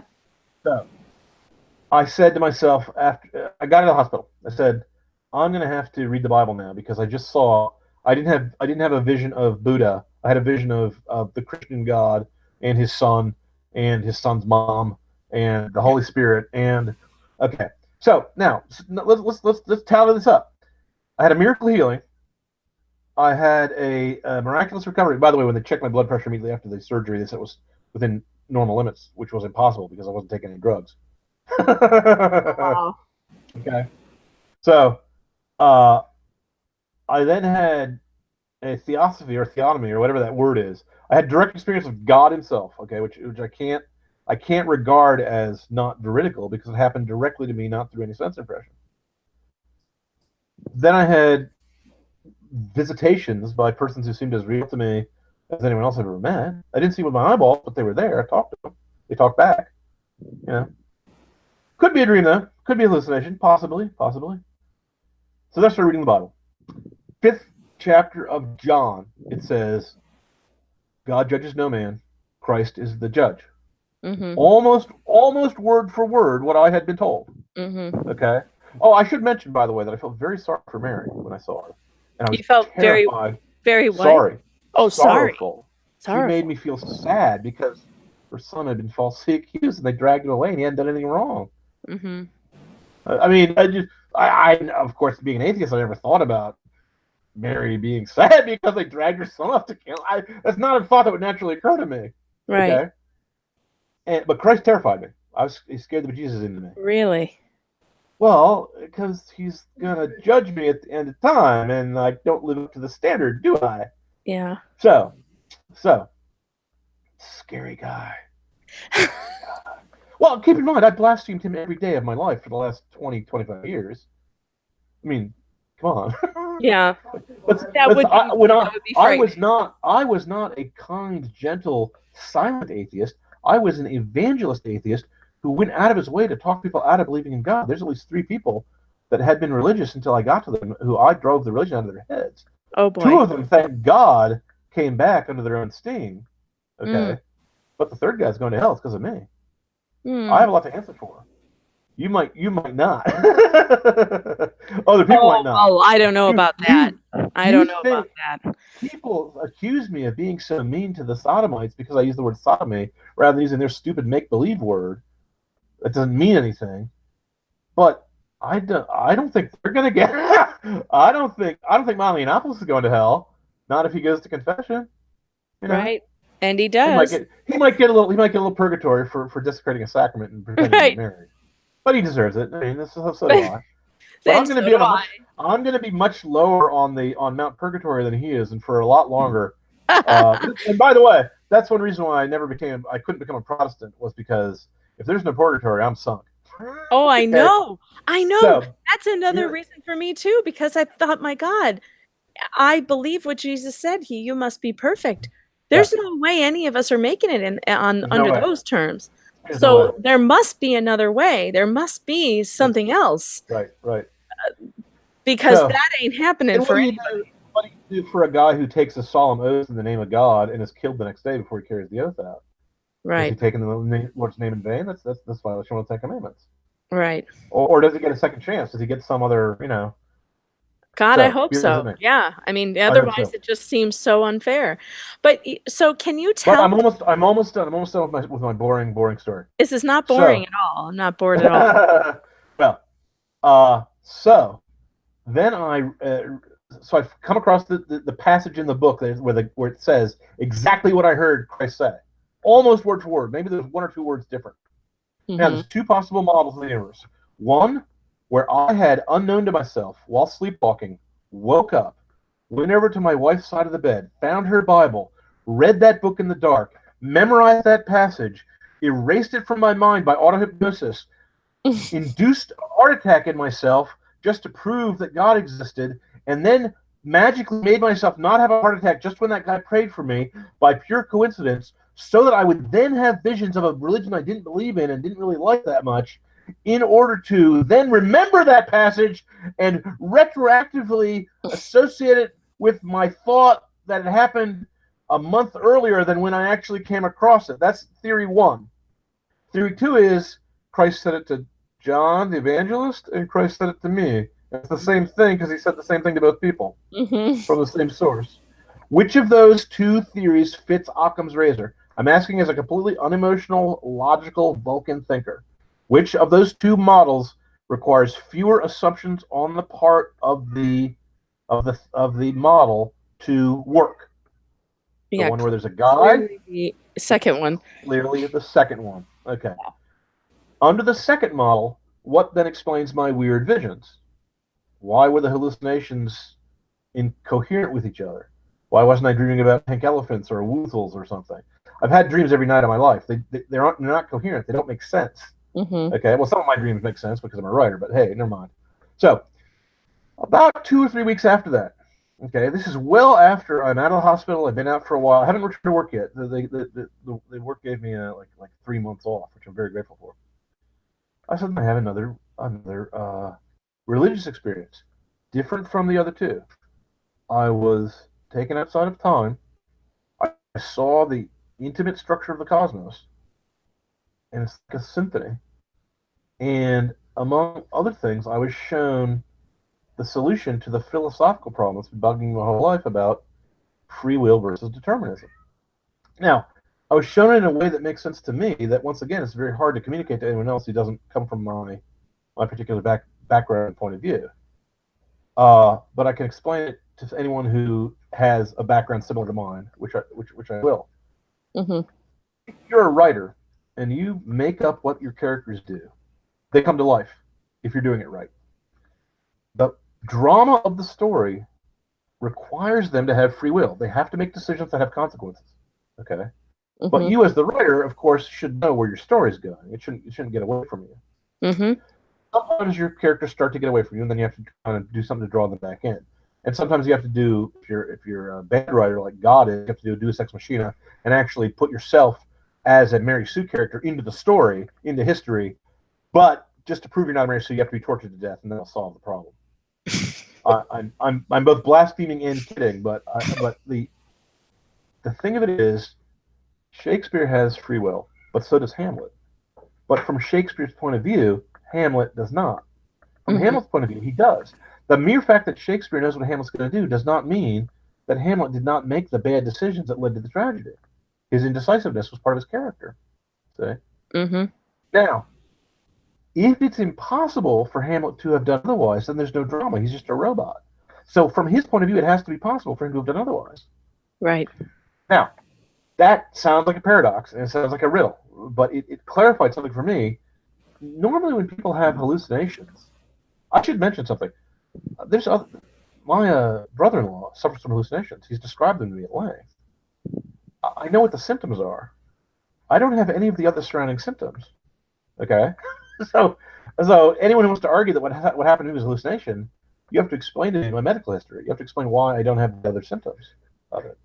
And you've never Why? had other hallucinations? No. I've never seen Buddha. I've never seen Thor. I'd love to see Thor, mind you, but I never have. And it seems like these I'm sure he looks just hallucinations. like Chris. Of a religion I didn't want to join, but no, I have to. Yeah, right. It seems like religious hallucinations wouldn't be the kind you would get, considering and your a hallucination answered a question for me that's been dug for years. Okay. Now here's something else about my background. Even as an atheist, I was perfectly aware that the ideas in my stories are not coming from me. Okay, I believe in a muse of some sort. Many people think that's the subconscious mind, but as a logiker, I go, subconscious consciousness is able to think through things that are smarter than what I can think of with my smarts. That doesn't seem to make sense for me. So, but I was honest enough to say, I don't know where that comes from. It comes from somewhere, not me. I don't know where it comes from. It's called the muse. That's what the Greek called it. So, now maybe it was the subconscious mind. Who knows? But if it was, then that's putting one question mark on a black box as opposed to another question mark on a black box. You don't know what's in the box. Does that make sense what I'm saying? Yeah. Back when I was an atheist, I believed that there was something that the Greeks called the muse because I could see it working in my mind when I wrote a story. And I was self-aware enough to know that it was not a deliberate conscious mental process. So the idea that there are mental processes that take place outside me and that come into me, that seems reasonable to me. That doesn't offend my atheist point of view, my Stoic atheist point of view. Right. Also, the fact that Epictetus and Marcus Aurelius were both religious. Yeah. I mean, everyone I admired in life was religious, and of course, I admired a lot of dead Romans and Greeks. Now, let me think of if I've anything else I've left out of my story. So, at that point in my life, okay, I've now had a religious experience, a vision, a miracle, a faith healing, confirmation of something that could only be. I knew a month before I read it in a book something I was about to read in a book. Okay. Inexplicable events. And at that point, I go, look, I prayed to God for some evidence to prove that he would. I prayed to God for a cup of water and he threw me in the ocean. Okay. I prayed to God to introduce me into his house, and he shoved me face first through the plate glass window into the freaking house. So I'm here now. Then I got mad at you Christians, you darned Christians. You know why? Because here I am, I'm an orphan boy, and the angels come down and say, your parents are still alive, orphan boy. I go, yay, great. I'm like Harry Potter, and it finds out his parents are still alive. Right. Come, where are you parents? Come and love me. Give me a birthday presents. And I walk up to the parents and they say, oh, by the way, we're divorced. We now live in 2 separate houses. You have to choose between us. Right. Because we are the religion of love and unity. And I say, what? What are you talking about? You're the religion of love and unity, and you guys quarreled in the 14th century, and you could not get together and settle your quarrel with a general church council or something? Just abide by a vote, Yeah, no, it didn't work like that. No. Good Lord. Well, actually, it did look like that. The Lutherans lost the vote. As far as I know, the Council of Trent was a legitimate council. Yeah. Just as legitimate as the council that decided on the Nicene Creed, which the Lutherans recite. So if that method is legal for them, then it's legal. Yeah, that's another reason. It's like, well, wait a minute. You all believe in the council. You all believe in this in the council that came up with the creed, because you're all still saying the creed. No. So if you believed in that council, why not the others? Yeah, it's a paradox, and it doesn't make sense. Doesn't make sense. So here is the other thing, though. My wife's church saved my life, okay, with their prayers. And I thought it was wise and just to raise your kids in one faith, because you don't want to have the kids be torn one way or the other, to have the mom say one thing and the dad say the other. So I really wanted to join her church, and I didn't, because there were certain questions I had about it that I couldn't I couldn't put away. I wanted to, but I couldn't. And my wife, who is a saint, by the way, said, "John, I've noticed on your blog that almost everyone that you talk to is a Catholic. I think you think like a Catholic." I said, "Define your terms." So, that if you're a Catholic, you should get that joke because it was very legalistic in any case. Yes. So, despite her best judgment, because she wanted me to join her church too, and I thought for valid reasons, for honorable reasons, I said, "Well, I'm going to go to RCIA." Now, you asked You earlier about my can't go to thought process. RCIA without ending up in the Catholic Church. Oh no, I'm sure you can, but I met people that were so nice, and they answered my logical questions so logically. It was just a delight to be there. There's several things that convinced me to. Now, I joined the Christian religion because of a supernatural event. I did not join the Catholics because of a supernatural event. I joined the Catholics based on my own human wisdom, and my human wisdom has been erroneous for most of my life. Okay, so take it with a grain of salt. But this was my decision-making process. You darned Christians can't get your act together enough to agree on your church, so you broke it into pieces. Fine. I'm not smart enough, and I know my limitations, to re-litigate every single theological Yes. dispute that So separates frustrating. Yes. you. So, what can I do to make the decision? I said, well, the reason why I even got down on my knees and prayed at all when I was spitting in the face of God. Oh, I have to interrupt myself. I promised that I would tell you why you should not envy me. What happened to me is what happens to the blind and stupid people who are in who take the short bus to school. Okay.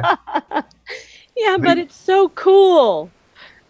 It's so life-changing and amazing. I don't know. You may say so if you wish, but I will say one other thing. When I was told things and I was told not to tell anyone, I still do not understand the reason, because nothing they told me was not something that you could not learn from your mother's knee or going to Sunday school. Okay. Mm-hmm. I wasn't told the secret of Lourdes or the Right. fifth prophecy of I was told things that were like little boys should not tell lies. Okay, Yeah. straighten up your act, that kind of thing. And but I did come to see the reason why I was told not to tell people things, because there's a certain attraction to the supernatural that I don't think is healthy for people on Earth. Even good supernatural things. To be too obsessed with miracles and visions is not. I mean, I don't think it's right. I challenged God to a duel, and he slapped the snot out of me. Okay, but I do not have been any other man with any other type of personality. I was so proud of being a philosopher. I was so unwilling to follow my emotion, no matter how strong my emotion was. I was so devoted to finding the truth, no matter what it cost me. And this cost me friends, this cost me income, this cost me. I mean, I don't need to add it up for you, right? No, But I don't care. I don't care. I esteem those things as straw. I could care less. If I was the only Christian in the world, if it was the truth, I would rather know it. Okay. Yeah, I agree. Because it's the truth, not because it comforts me or doesn't comfort me or is useful or is not useful. The truth by itself is so beautiful. There's no other. All other beauties are just reflections of that one beauty. That's the way philosophers since the time of Socrates have always felt. Yes. Okay. So my wife, by the way, tells me that she could see that I was a proto-Christian because of my attitude toward the truth. And I said, well, it's just a logical attitude. I mean, you have to love the truth to be a philosopher. That's what the word means. But of course, she's my wife, so she knows me better than I know myself. And I should say, in retrospect, looking back, I can see the divine hand that led her to me and me to her, because no other woman on earth would put up with me. And I'm very, and you can tell from my language, I'm very much a romantic. That's why I'm against contraception. I love women. I think women should love men. I think the two sexes should be separate and love each other, because if you love your own sex, you're loving yourself, basically. I mean, it's vive la différence. It's God could have created us like the Eodorians or some science fiction amoeba people to just reproduce asexually if he wished. No, but Sure. he wanted something. He wanted an emotion in our life that everyone experiences that is so powerful that it produces ecstasy. It produces a person puts himself aside when in the embrace of his true love and forgets himself and becomes both totally selfish and paradoxically totally selfless. That's what happens when the reason why the modern seculars are so obsessed with sex is it's the closest thing they have to religion because it's ecstatic, Mm-hmm. because it shows them that there's more to life than work, taxes, disappointment, and death. Okay, Mm-hmm. there's something more to life. Well, now that I'm a Christian, I know there's something more to life. I've seen the ocean. I've seen, and I've heard reports of the shining kingdom that's on the other side of the ocean. In any case, so the thing that drove me towards Catholicism was several things. First was just reading up on history. Second was reading up on the history of heresies, because once I did that, I could see the modern heresies were no different from the ancient heresies, and the ancient heresies are one the modern Protestants also agree are heretical. There seemed to be no difference in the thinking process. Mm-hmm. The scandals of the church did not seem to me to be a legitimate reason for breaking away from the church, but they were reason to reform the scandals away. Because you don't, Definitely. if you're Catholic, you don't do. Oh, I should say, my dad was divorced, my brother's divorced, my sister's divorced. I hate divorce. The Mm-hmm. Protestants are. I could not, in good conscience, join a church that allowed for divorce. People who object that gay marriage destroyed marriage, I think, are woefully incorrect. What destroyed marriage in this country was no fault divorce. No fault divorce. If Absolutely. And I had a and the birth control pill. The birth even control pill, because the birth control in general destroyed the need for marriage and it broke it up. divorced the practical side effects of fornication from the moral calculus, but the moral calculus is still unchanged. But yes, Yeah. it made it easier. It made the temptation stronger. I agree. I agree. And whose fault is that? Well, the Anglicans. And then Yeah. the others followed suit. Everyone followed suit except for one church. Now, Well, one church makes. Now, here's the other thing that convinced me to be Catholic. I listened to the claims of the various churches, and one church makes a claim that no other church, except for maybe the Greek Orthodox, makes, which is they're the living body of Christ that's protected supernaturally from doctrinal error. Okay. Now they've had Borgia popes, they've had bad popes, they've had anti-popes, mm-hmm. but none of the anti-popes ever taught that fornication was okay. They never said that gay marriage is okay. The Episcopalians say, or at least some of them say, gay marriage is okay. The Oh Anglicans yeah. say the And pill is more and more okay. every day. More and more every day. And in More fact, and more every day. the RCA, the Reformed Church of America, I think they're going to go over any day. That's where I came from. Well, Uh, in that's as an adult, I in chose the RCA, and as I noticed, they were going further and further away. And every time they would have one of their general meetings, they'd come away with something else that was like, wait a minute, hold on. now Um, here's how my romantic, logical, intellectual brain interprets these events. I say I am now a Christian. That means I believe that there's angels and devils. Okay, you can't be a Christian without believing in angels and devils. They're in the Bible. Okay, right. they're part and parcel of the Christian. If there's no angels and Absolutely. devils, who talk to Mary? Okay, absurd. If you're gonna be a Christian, you have to go whole hog. You have to believe in all of it. Yep. I because agree. otherwise because otherwise it's not logical. It doesn't matter whether you agree or not. Otherwise it's not logical. You know, Exactly. you're trying to bathe while keeping the foot on the shore. Okay, well, good luck with that. Mm-hmm. So so if there's angels and devils, then they're at war with each other for the souls of men, right? There's a war going on. We can't see it because if we did see it, no doubt we'd go mad. But it's happening all around us. It's happening in this room, in your room.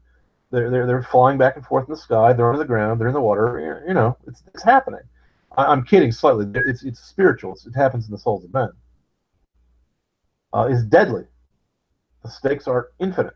Infinite amount of time in pleasure, infinite amount of time in pain. Okay.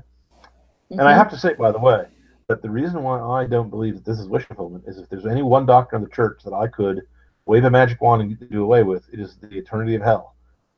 Right. I cannot imagine how that can be a real thing, and yet that's been the teaching since the beginning.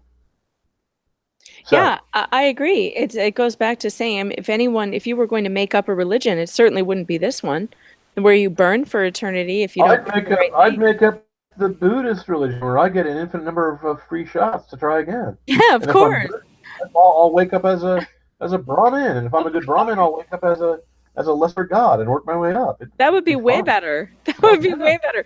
But when you've seen the truth, when you have seen it, yep, you know it and you must follow it, and that's it. And yep. and also, all of us have had so much experience with pain and suffering in life. I mean, everywhere you look, pain, suffering, loss. And Many people much more than me. I've had a very gentle, very stress-free life, and that was also one of the things that drove me away from atheism because I couldn't explain that. I said, why am I being protected? And if I don't believe in anything protecting me, what's going on here? Of course, it's the prayers of my wife, who is a Christian woman. That's what's going on. I I was mean, once recently, you have a model to explain the facts, the model fits the facts. And if you don't have a model to explain the facts, then you're blind and you come to wrong conclusions. That's why G.K. Chesterton was prophetic in describing things that would happen 100 years after his death, and that's why C.S. Lewis, in That Hideous Strength, in his make-believe science fiction story, describes modern bureaucracy perfectly to a T, because that's why when the Pope wrote about birth control, De Generis de Rerum Natura, I can't think of the name now because I'm senile. Um, Gaudium Spei, I can't remember the name. He said he predicted exactly what would happen because of birth control, and it's happened. right. Okay, were these men prophets or were they guys whose model was correct? I think a little bit of both. I think that when you start from the Christian assumptions, you're dealing with human beings as they are. Christian humility is just dealing with people as they are. As they are. Okay, That's true. That's so really true.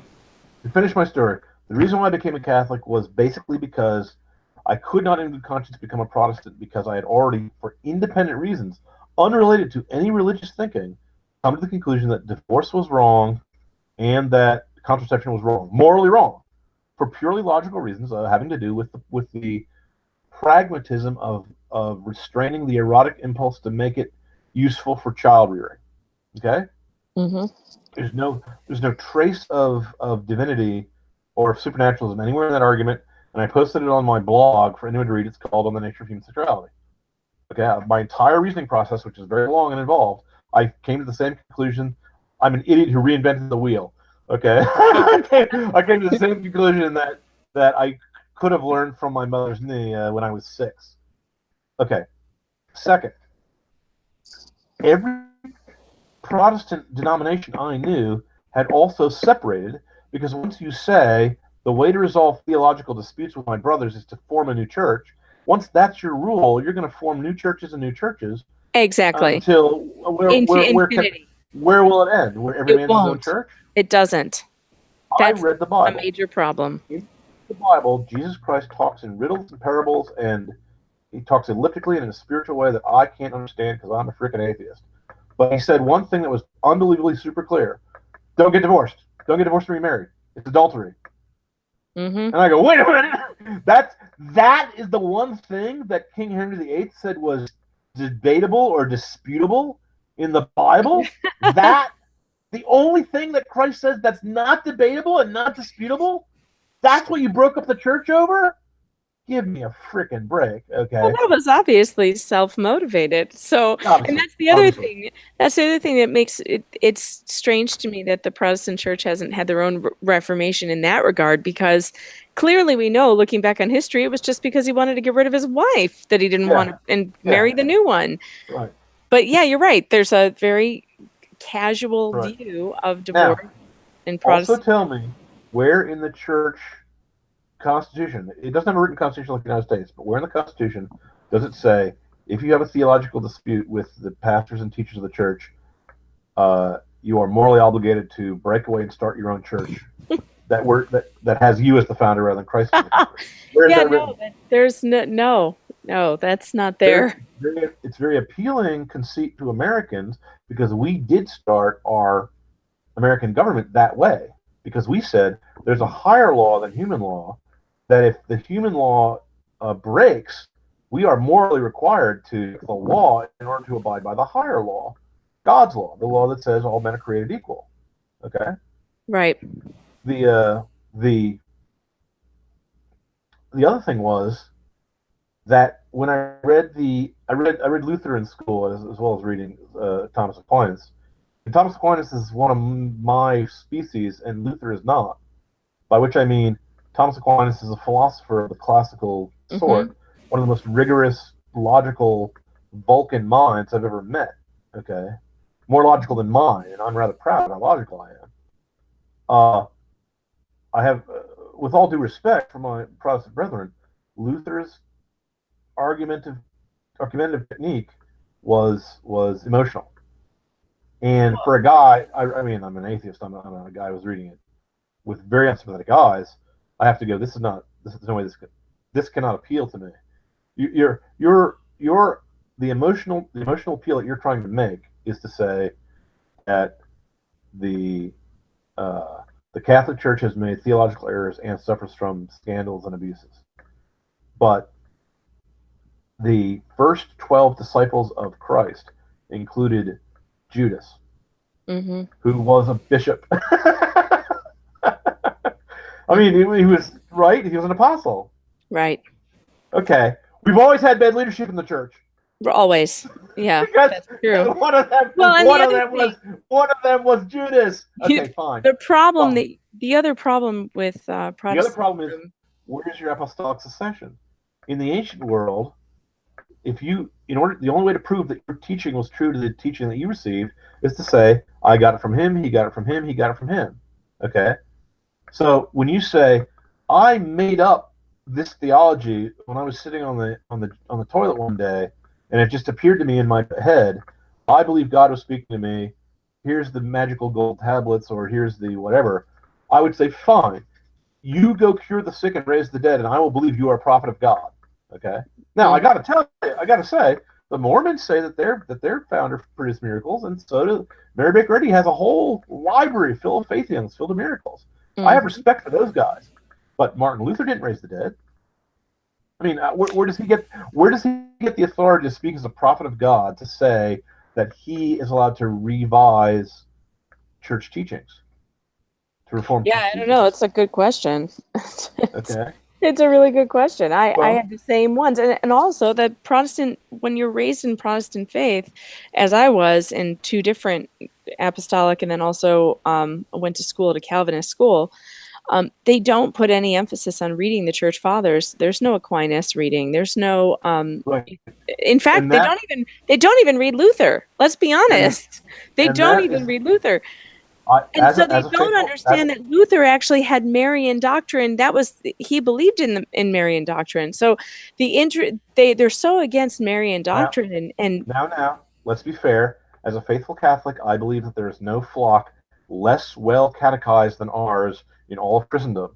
So I'm not going to criticize the Lutherans for not teaching their flock their doctrines, because we did a piss poor job and have been for many a year. Okay, I mean, I'm a newcomer, and I know all sorts of things that many of my Catholic friends don't know about our own church. Me too.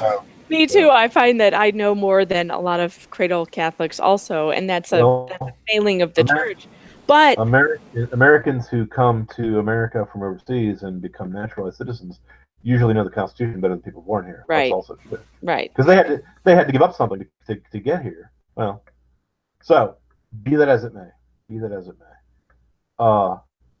My final decision for becoming a Catholic is, now, I could eliminate every other church except for the Greek Orthodox, because they're just as old. They have apostolic succession. They believe in the real presence. They mutually excommunicate each other over the filioque controversy, which I'm not qualified to decide upon. And so I was stalemated there. My mental process came to grinding to a halt. And at that point, I threw up my hands and I said, "This is too difficult for me. I'm merely going to decide to go to the Catholics for now, because I want to be in the same church as King Arthur and Robin Hood." Okay, I want to be. I'm a man of the West, and the Catholics, the Catholic Church is the soul of the West. It is the thing that decided all of medieval and most of modern history.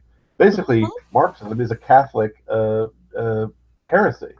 It takes some pieces of the Book of the Apocalypse and some pieces of this and that, and just says, that we should live, that everyone should live like the early apostles, sharing all property in common, and that there's going to be an apocalyptic battle at the end of time, a big Armageddon battle, where the bad people will be overthrown, the New Jerusalem will come down from heaven, and the rules, the laws of economics, and the laws of cause and effect will be held in abeyance. People will get money out of nothing for no work, and everything will be free, and we'll all be happy.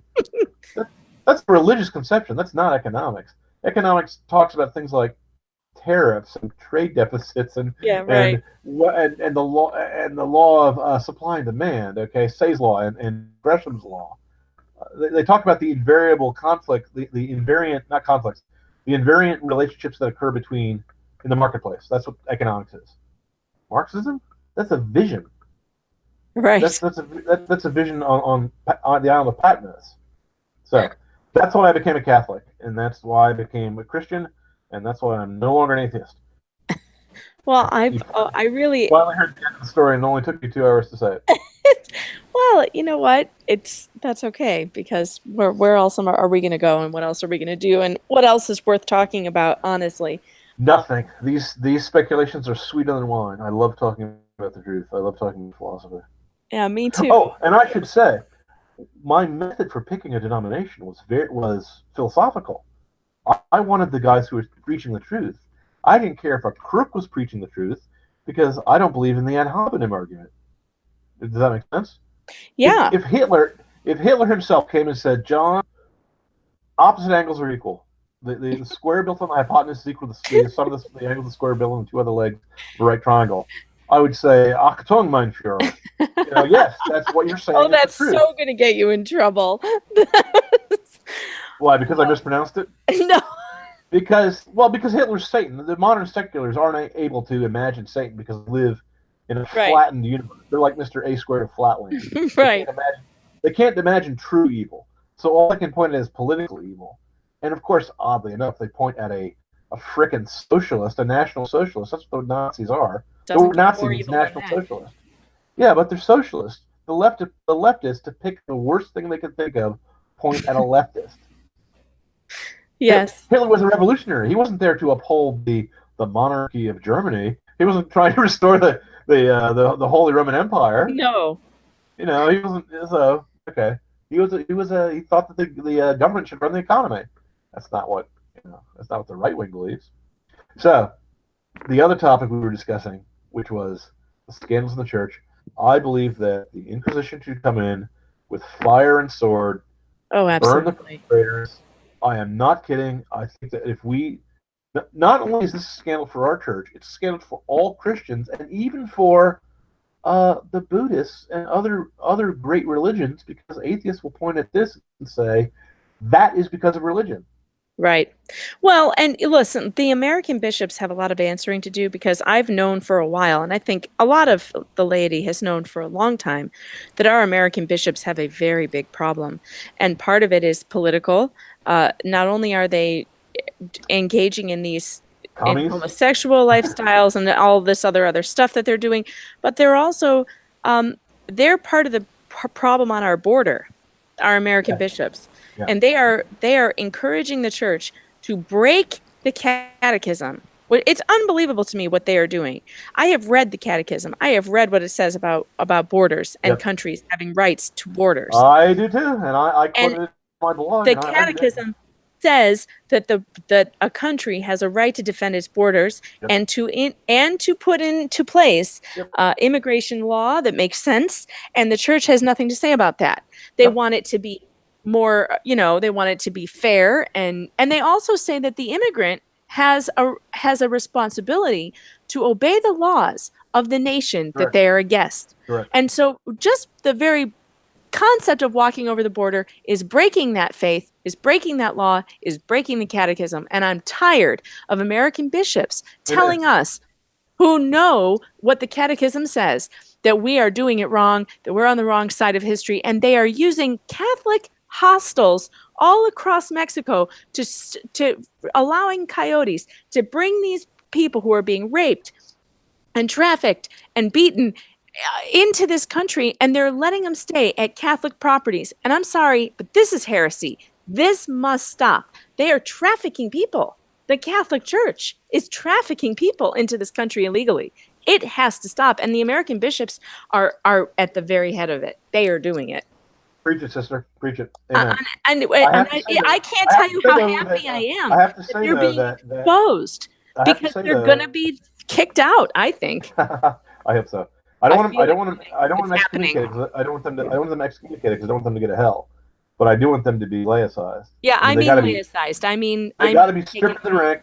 Their rosary beads have to be broken over the knee of the archbishop, and their things stripped off by and have the holy vessels. They'll smash them in the head, and so on and so forth. Maybe not that bad, but that's maybe not that bad. They would cut your buttons off and break your sword when they threw you out of the cavalry when you were dishonorably discharged. I wish I had it in front of me, but someone sent me a quote from Pope Pius I don't know the number. One of those Piuses. One of those Piuses. I'm a new Catholic. Give me a break. But who had? Hey, I couldn't remember the name of the famous papal bull where he predicts all the bad side effects of the pill. Well, I can't tell you that either. I can't tell you that either. But no, Comane Vitae. Oh, you did there it. There we go. But there's this quote of Pope Pius saying that we're going to hand them over for execution. The priest doing this, any priest caught doing these acts of horrendous acts against children, and he's talking about sex with children. Yeah. That's what he's talking about. He mentions incest, sex with children. We will hand them over to the authorities for execution. That is what should be happening. There should be none of this. Giving them a chance to repent and living a life of prayer. Oh, hell no! What?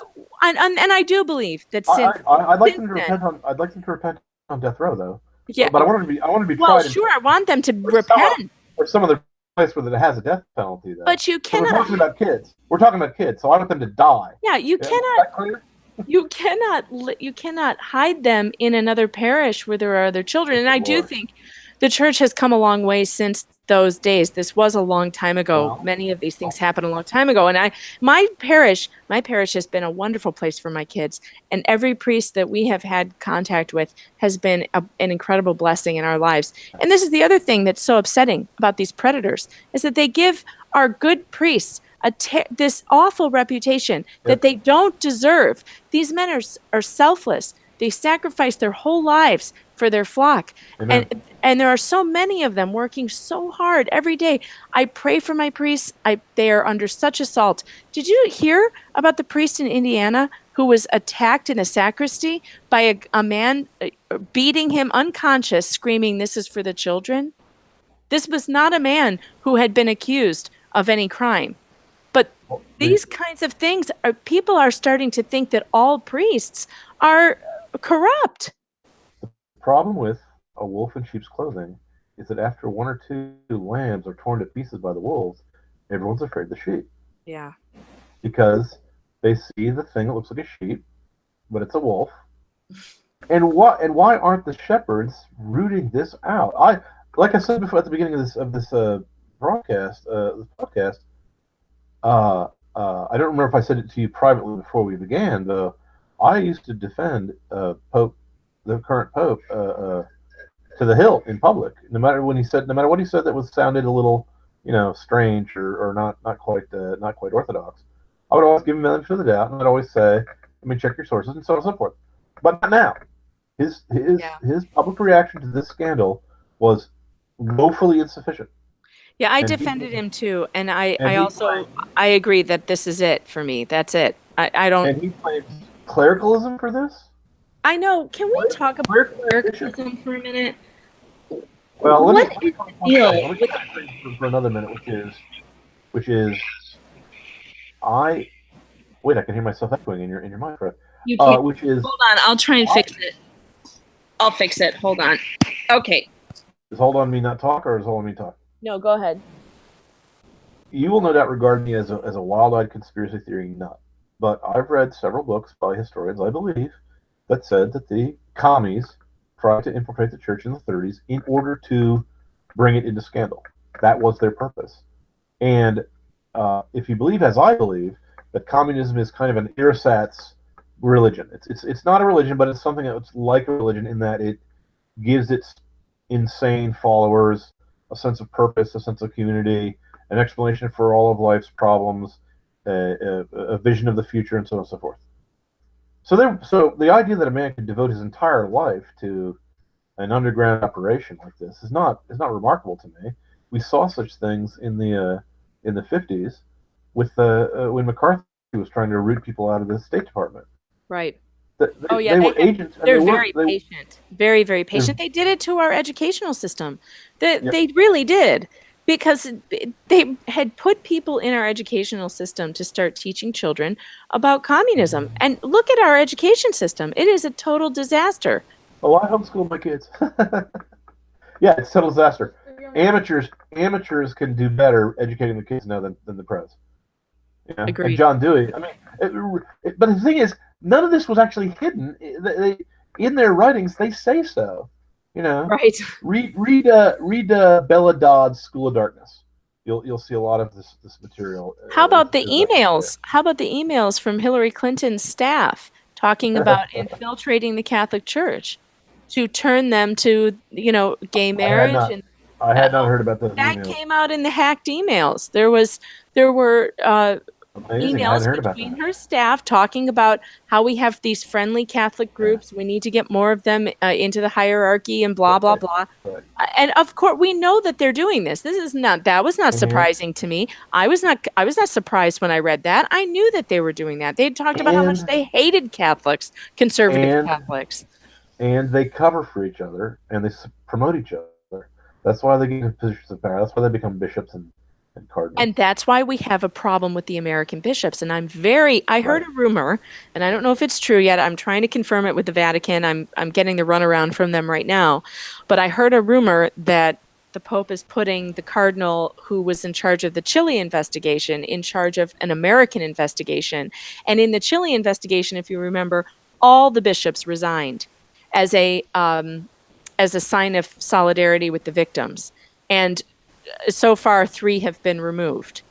And I want that to happen with the American bishops, because I'm telling you, I've known for a long time that there's a big problem there. And it's more than clericalism. He keeps saying it's clericalism, which is the desire for money and power. Yeah. That's not it. There's a homosexual culture. In our American bishops. They have been hiding. They are homosexuals, but not just homosexuals where they're attracted to same sex. They are active homosexuals. They are breaking their vow of chastity. So it is not necessarily a problem if you're attracted to same sex if you're not breaking your vow of chastity. That's not really a problem. Let us say rather that it's a different type of problem that doesn't also involve breaking an oath. Yeah, it's a different type of problem, but it doesn't become what we have now if there's no breaking of the vow. It doesn't make you a Pharisee. Right. But what we have now is a bunch of bishops who are not taking vows. By the way, just the attraction is not a sin. Right. Most people don't understand when Catholics object to homosexuality, we object to the act, but for the same reason we object to any unlawful or immoral act. The temptation, everyone suffers temptations. Right. But I don't see, I do see, but I'll ask you the question anyway, rhetorically. Why is sexual temptation granted immunity from criticism when temptations for money, power, pride, gluttony, sloth, or any other sinful temptation not granted immunity? Right. I'll answer my question. Because the modern seculars are Mr. A squared from Flatland. They've gone blind. They only see a two-dimensional world. They don't see the three-dimensional world. They don't see both the glory and the horror of the universe surrounding us because they put their fingers in their ears and they're stupid. They've made themselves stupid. I don't mean their brains don't have the capacity for intellectual thought. I mean that they have adopted a philosophy that requires them not to think about certain topics and not to come to certain conclusions. So they have to jam the gears of their thinking mechanism to achieve that result. It's deliberate on the part of the teachers. I'm not blaming the people who are fooled by them. Mm-hmm. I divide them into Morlocks and Eloi. The people who eat the Eloi are the Morlocks. The Morlocks know what they're doing, and the victims do not know what they're doing. A better word would be the perps and the dupes.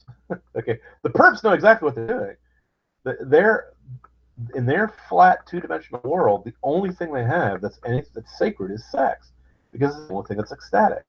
It's the only thing that but the only kind of sex the modern seculars, leftists, appreciate is illegal sex, is unlawful sex, is fornication, adultery, or perversion.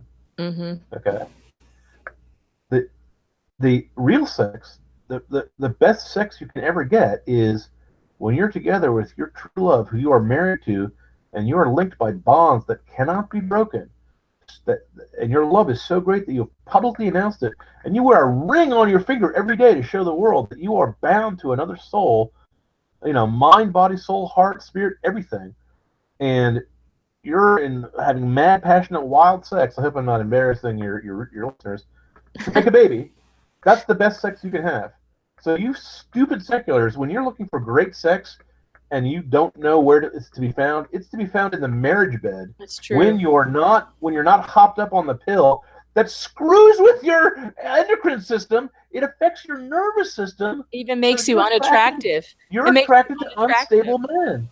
Yeah. It makes you unattractive. It makes you ugly and crazy. It makes you ugly, fat, and crazy. It does. It makes you ugly, fat, and crazy. In fact, it gets in the groundwater. It gets in the groundwater and it starts turning. Oh God. So starts turning the boys into effeminate metrosexuals. Yeah. Oh God, I can't take it. I can't take it. God, this is why we pray over our food. This is why. God, Lord, I know people don't. They think, why these crazy people praying over their food? But you have no idea what's in there, people. I pray every day, Lord, protect us from whatever's in here and bless it. Make it bless us, because Lord knows it's probably destroying our DNA. You're a woman after my own heart. Very good. Very good. Well, I'm gonna let you go. I pray every day over my food because A, I never prayed in my life back when I was atheist. And B, I'm very grateful for food. Yes. The reason why I didn't turn on my cameras, I didn't want people to see my 300 to 400 pound body, because I love food. Because God decided that we could absorb energy through the tasty mechanism of running down animals and chewing on them, or eating grass and rabbit. Blessed be He. It's a great idea. Much better than trees. Just don't get as much pleasure from the sunlight. I mean, sunlight's good. I mean, don't get me wrong. It's okay for them. I always wanted to be one of those people. I really do. I have always wanted to be one of those people who gets intense pleasure from chewing on vegetables and fruits, but that's not me either, John. So I'm with you. I'm with the hunting down the animals and chewing on them. Well, I'll point out that Cain and Abel were sacrificing animals and they had only been kicked out of the garden for like 16 minutes at that point. So it goes way back. I don't see. And didn't one of them bring vegetables, and God was like, "That's it, you're cursed forever. Don't bring me those stinking vegetables." Well, because he overcooked the carrots, I think it's the reason. No, that's not what it says. That's good book. But it does say that God does give Noah permission to eat animals. So some people think that the antediluvians were vegetarians. I myself think the antediluvians were vegetarians, and that's why God wiped them out, because that and sexual intercourse with giants, one or the other. I'm not sure which. Yeah. Oh God! Well, this was fun. You want to do it again? Enjoyed it a lot. I would love to do it again. Yes, and I'm sure we'll have lots to talk about. So far we've agreed on. Continue. Well, I don't have much to say about that, because for one thing, I'm a little more embarrassed about my own sins than I am about these guys. At least their sins involve, either raping children or hugging a guy in a perversion of love. There are worse sins. Okay. Not than raping children. No, there's no worse sin than raping children. There's no worse sin than that. No. I don't. No worse sin than that. I think we agreed on that. What's funny though is, here's what I understand. I understand why in the modern society, homosexual attraction to a 17-year-old is pederasty, and therefore the worst sin imaginable. But the moment the guy's 18, that's an orientation lifestyle choice. See, now this is interesting because it's not. They're both not correctly ordered toward reproduction. Well, You but see? also, I don't think society does not view that as being a 17-year-old as in a sexual relationship with an adult as being as horrific as a 12-year-old Oh or no, younger. of course, it's more horrific the younger they get. I mean, the younger they get, the more horrific it gets, The older they asymptotically. get, the less horrific it gets. But at the same time, it's still it's still Now, a let perversion me of ask you. power. It's a Yes, they're still Pharisees and they're still driving people into hell because it's still perversion of power and violating an oath and heaping scandal yeah, in the church violating a oath, and heaping scandal on all Christians too. By the way, scandalizing the the Protestants should also child. be the Protestants should also be on our side to say let's root this out with fire and sword Oh yeah, because because even though we're not the same denomination, all the atheists point at us and say the Christians are perverted. See, right. when we do exactly what they do in public schools. But no one ever blames the school Well, system. the thing is that whenever I bring this up, I don't want to sound like I'm giving an excuse to the Catholic Church because Oh, there's no excuse. These guys let have me to be burn in hell. clear, they have no There's no excuse. excuse. They're There's going to no burn excuse. in hell. Okay, I'm And sorry, it should be burned to the ground if we have to in but order to get rid of but it and root it out. but But that doesn't the excuse public school system has a pederasty a worse problem problem. 50 It's times worse. greater, It's 50 worse. That's worse. times, according to the Yeah, congressional study that was of done course, in the of 90s. course. That's Now, huge. But now, that doesn't mean that excuses them. It just means that it's everywhere. It's everywhere. but No. it also means that the news and the press and the mass media and the public entertainers and the intellectuals and the pundits are not excused from lying, and lying by omission is still lying. Right. So if every time the Catholics do something wrong, that's front page news, and they're dismissed as perverts for doing it, rightly so. But when the schools do it, nothing is said, It's and no one covered up. says, right. But that's okay. I'm fine with it because, and here's why I'm okay with it, because the Catholics should be held to a higher Of standard course, than anybody else. Christ And itself says so. yeah, I mean, he does. and thank God for the grand jury. Thank God for, I Yeah, swear, I agree. everybody's so sickened, and I'm sickened by the report too, but I'm so glad. I'm so glad that it's out there. I'm so glad that it's been made public and it's exposing the evildoers, including Cardinal Wuerl, who needs to resign immediately. Did you see that guy on the news? Yeah, I'm so upset with him. I've read the report, Cardinal. I saw what you did. You cannot excuse it by saying, oh, but I spent so many years rooting this stuff out in other places. Well, you didn't root it out in these specific cases, and that's enough for me. If you did it one time, if you moved one man, one predator into one parish to hurt other children, you are guilty. Yeah. You need to go. And he did it multiple times. He needs to go. And He kept a record. He kept a list. And Oh his my own gosh. handwritten notes about, no, I'm sorry, Cardinal Wuerl has got to go. Got to go. Got to go. Immediately. Now, I'm upset that they heard, haven't fired. I'm upset that he hasn't been asked to resign yet. I am too. I am too. I thought that's what the Pope would do. I thought the Pope himself would fly over from Rome, come and slap the guy in the face and say, snatch that red hat off his head. I want your resignation before I walk out of this room. That's what I was expecting. Okay. I think that's what we were all expecting. So what the heck is going on?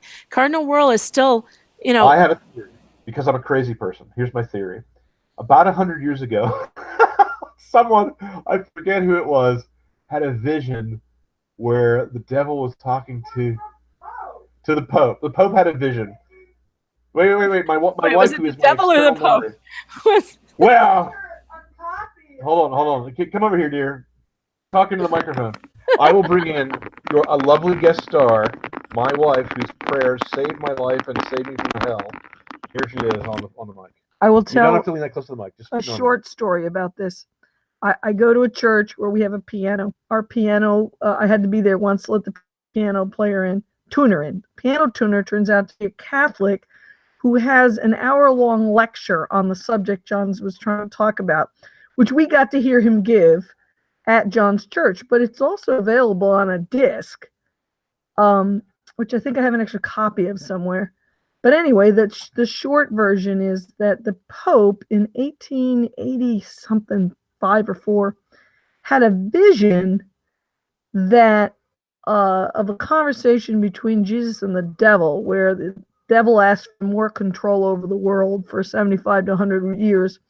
And there are a certain number of Catholics who believe that this period started in 1917 when there was 6 months of visions of Mary at The children. Fatima. Yeah. Fatima. Mm-hmm. And at the end of this period, she asked them to pray for Russia. Oh, she wanted them to do something specific for Russia. Consecrate. They didn't do it. Church Russia didn't do it.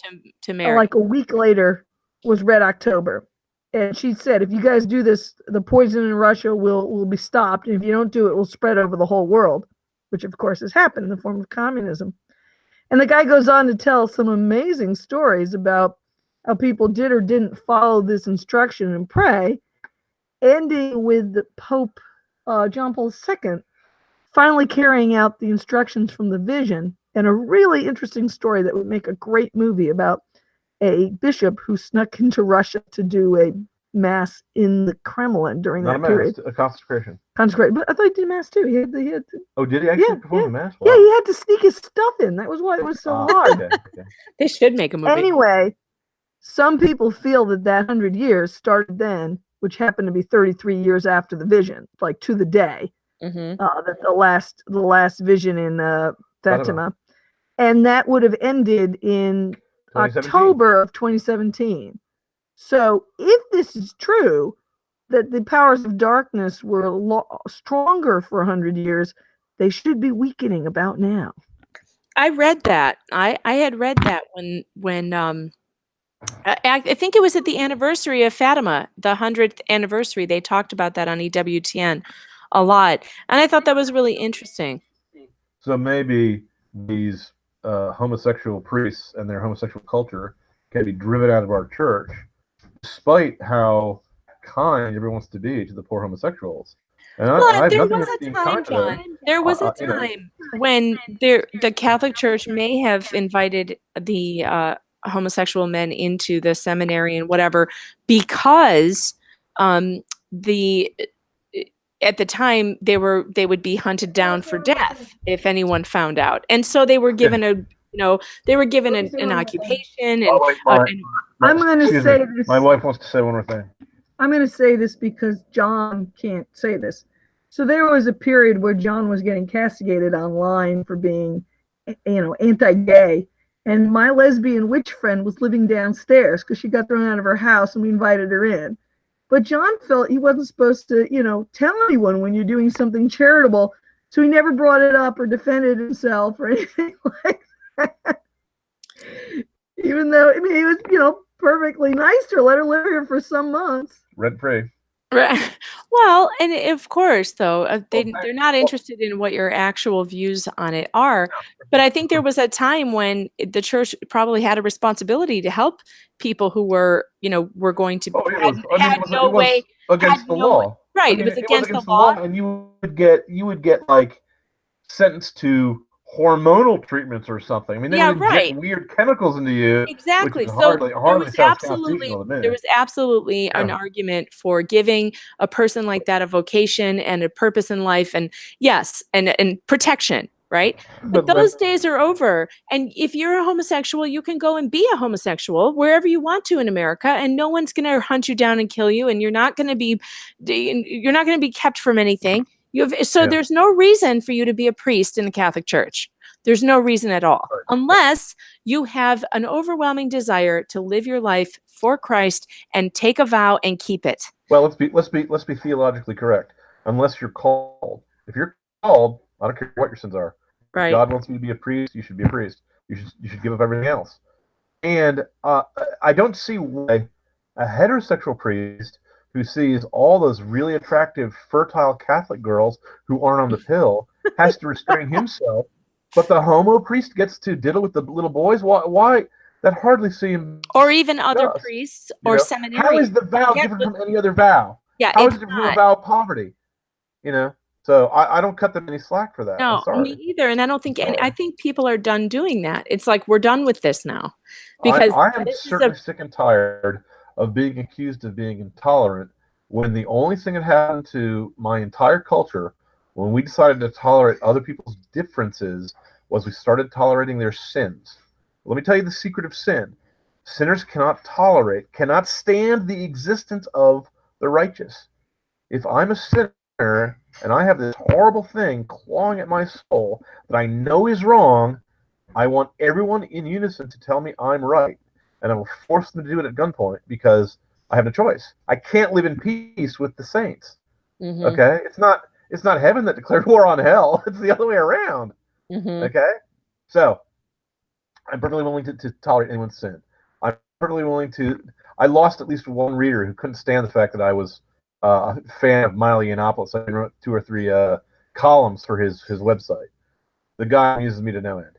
But, I mean, clearly, he's a sinner, but I don't care because he preaches the correct doctrine. Right. You know? And I quite honestly, I don't think his sins are worse than mine. No. I'm sorry, I don't. No, you know? absolutely I'm just not as public about what they are. It's right. It's not worse than mine either. But anyone could tell from reading my books. So in any case. And actually, if you were to give, I mean, you have to give Milo some credit for being so honest about himself. So honest about his proclivities, so honest about the things that he does that he knows that are wrong. I'm not that honest. My God, I couldn't get up in front of all those people and tell them what my deepest, darkest thing is. And the man's a hero, but he hides it under being a clown, if I may. Okay? Right. Now, I hope he reforms. I hope he divorces his homosexual lover, which I'm not sure how you do that as a Catholic, but the marriage could not have been valid to begin with, and marries Ann Coulter, and produces the ultimate Kwisatz Haderach, the divine conservative super speaker that will drive all the leftists crazy. Because leftism, I'm convinced, is anti-Catholic, anti-Christ, anti-American, anti-West, anti-male. I'm convinced they're anti-male because God is a father. They don't object to religions where God is a neutral male-female thing, like a Buddhist. They don't object to those religions, but they object to God the Father, and they don't like masculinity. They don't like femininity much either. I happen to notice. There's been lots of discussions in the because even their women look very masculine, which is interesting because they don't like their men to be masculine, but their women sure are masculine. Yep.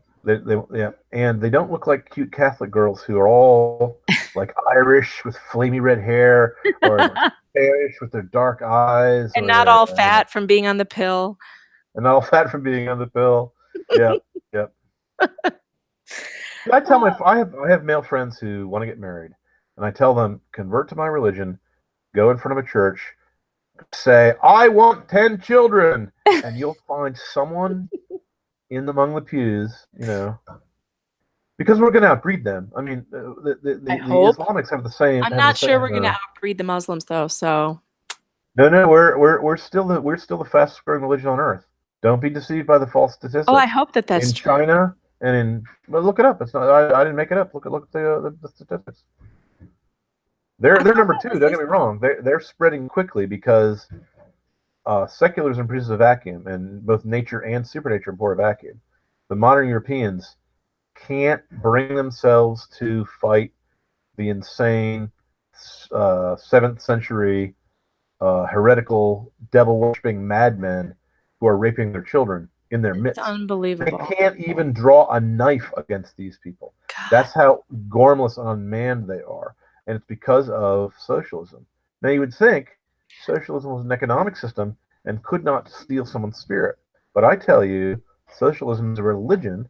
It's an anti-Christian religion that steals the human soul. I mean, listen to these people online. Listen to the way they argue. They don't use reason. They just use personal attacks. They don't gather facts. They don't. I also think that maybe the reason why Europe is falling to Islam is because of the birth control in the water. I mean, the men are not men anymore. They're not they're not standing. How could you? Can you imagine, John? Imagine in Oklahoma, let's say. Let's just pick Oklahoma. That a bunch of his Muslim guys on New Year's Eve go and start raping the.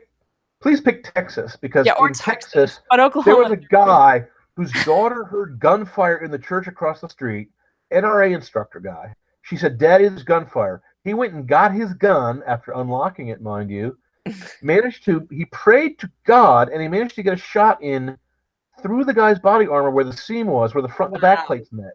The guy jumped into a car, The Oh, I guy with the remember gun this.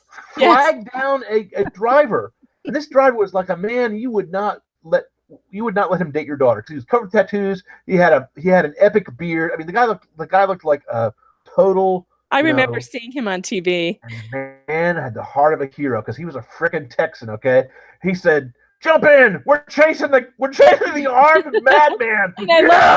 They chased the guy down. I love how the guy behind the wheel was like, "Yeah, let's go, let's go." The guy behind the wheel didn't hesitate, man.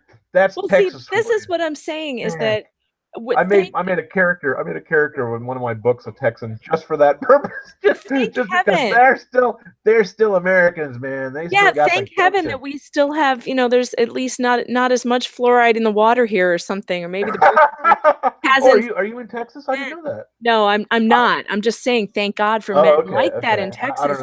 I don't know where you're from. Oklahoma. I'm from Illinois, actually, Chicago, but thank God that we still have that, because in Sweden, somehow they've all had their balls cut off because they're sitting back. Let's be fair. When there was a bomber, a mad bomber was trying to ignite his jockstrap in an American plane, it was two, I believe, Dutch tourists that jumped across the seats and wrestled the guy to the ground. Okay. Was it really Dutch tourists? I didn't know. I'm not sure. It was they were Europeans though. But when I see what's and of course their Nordic blood came to the fore. I don't know where it is now. I don't know where the Viking spirit is going. The Rotherham Muslim grooming gangs are raping English children, 1,400 or more. And where are the boys from the pub? Where are they? Where's the Yabas? Where's the soccer mob? Where are they? Okay. In Sweden, where are the frickin' Vikings? Where did they go? Where did they go? They came to America.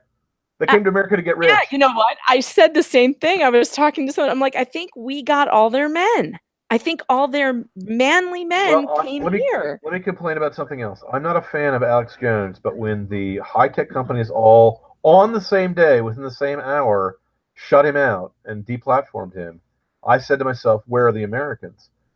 As far as I know, nobody likes this guy, but they're shutting him down because of his politics and for no other reason. And so if we're letting if free men are willing to do that to other free men, stood up for him, including myself. I know plenty of people who did, but it doesn't matter what we do or say. We're on the wrong side. We don't have the power. But when the left complains about Alex Jones and says you have to ban him or else we will pout and we will riot, well, can we not pout and riot? Why are they afraid of them and not of us? Now, I know they answer my own question because they're leftists and therefore they think the leftist speaks with moral authority. If you've ever seen a woman who's 4 feet tall browbeat her 6 foot tall husband, when she's in the right, it's the moral authority that gives her the power, not physical strength.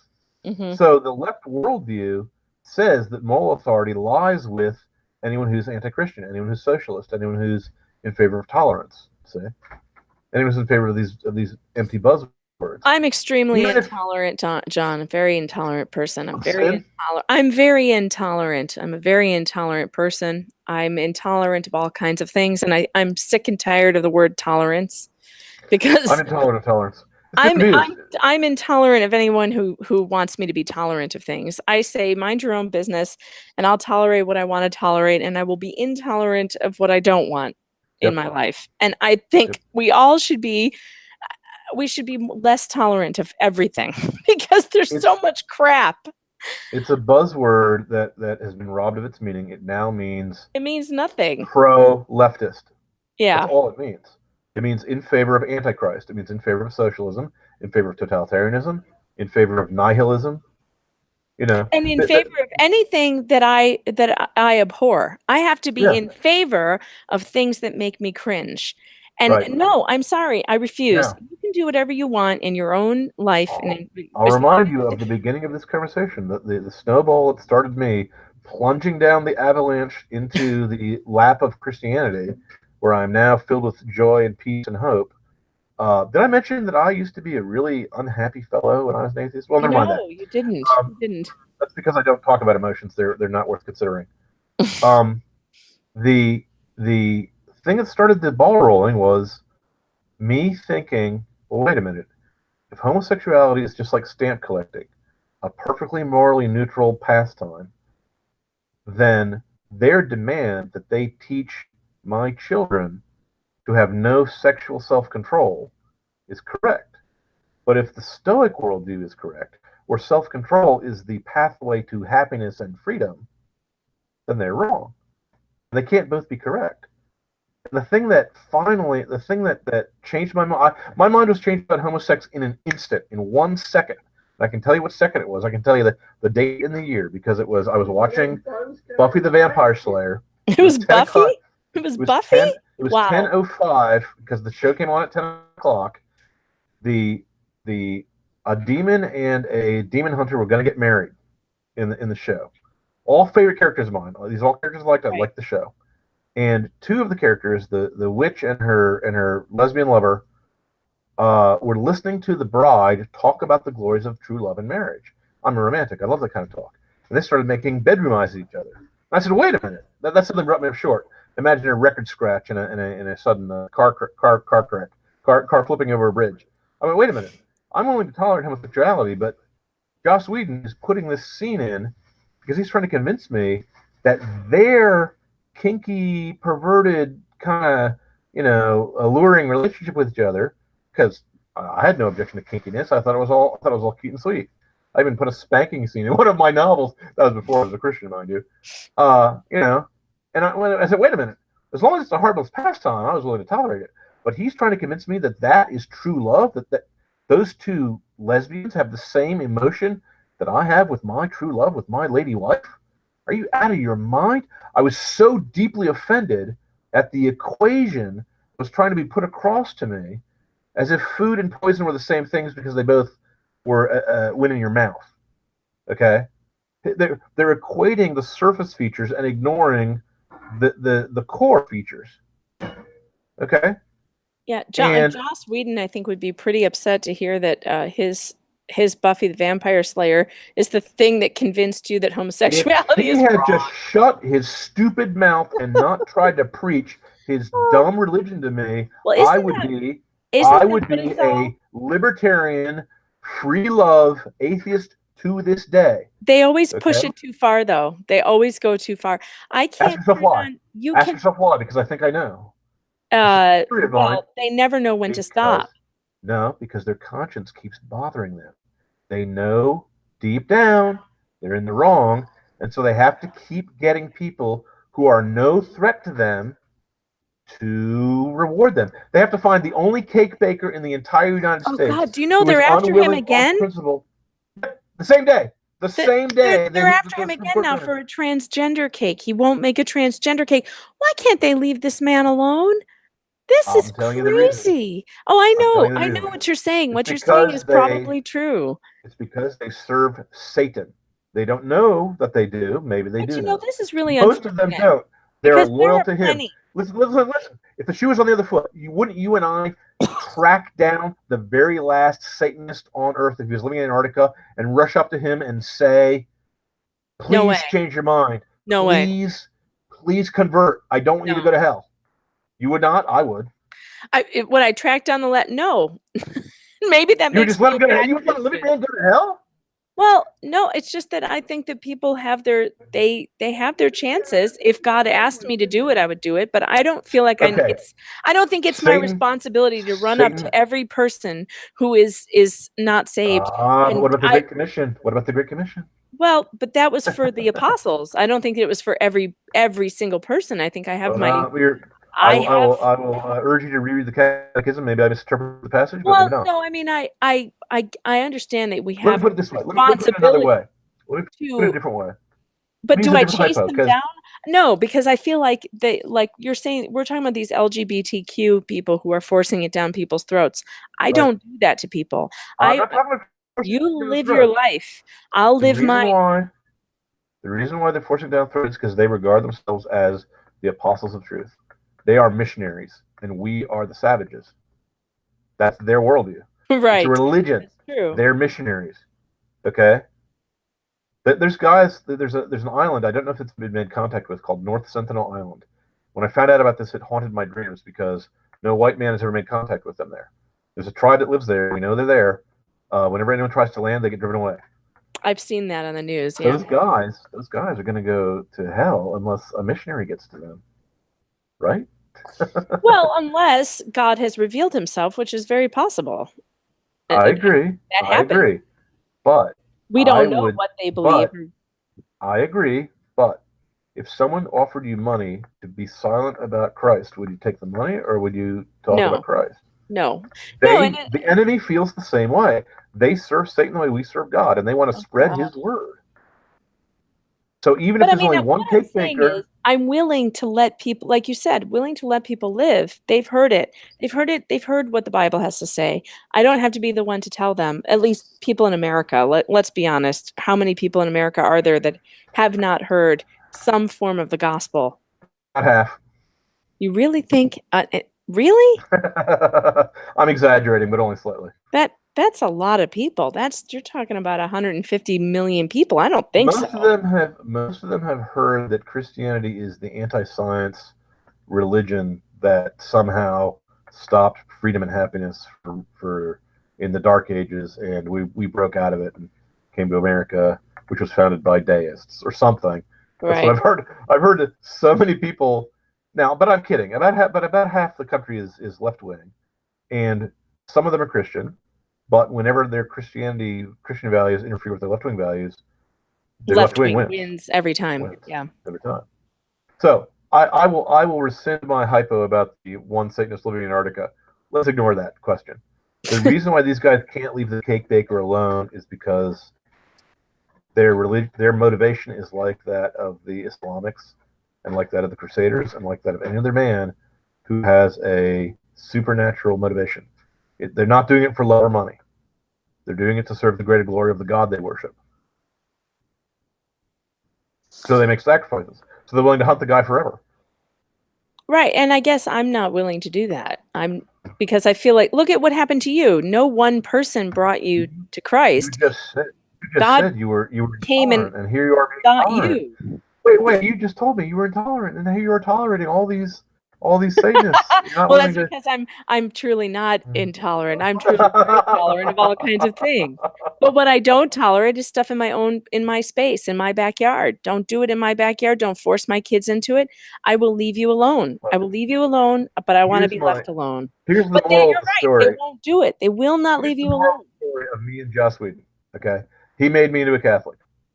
If he had been willing to shut his frickin' mouth and stop preaching his damned religion, and I use that word with infinite respect and theological correctness.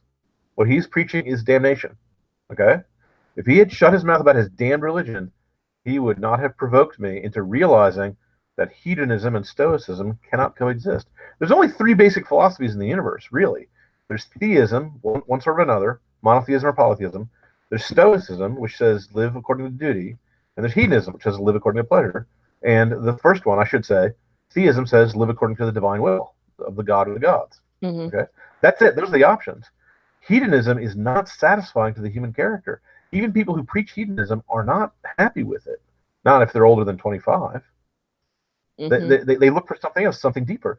That's why they turn to communism and to nihilism, because hedonism doesn't cut the mustard. We're not designed for that. Okay. Stoicism is great in theory, but the only time I ever actually put aside my fear of death as a Stoic was when I was a Christian.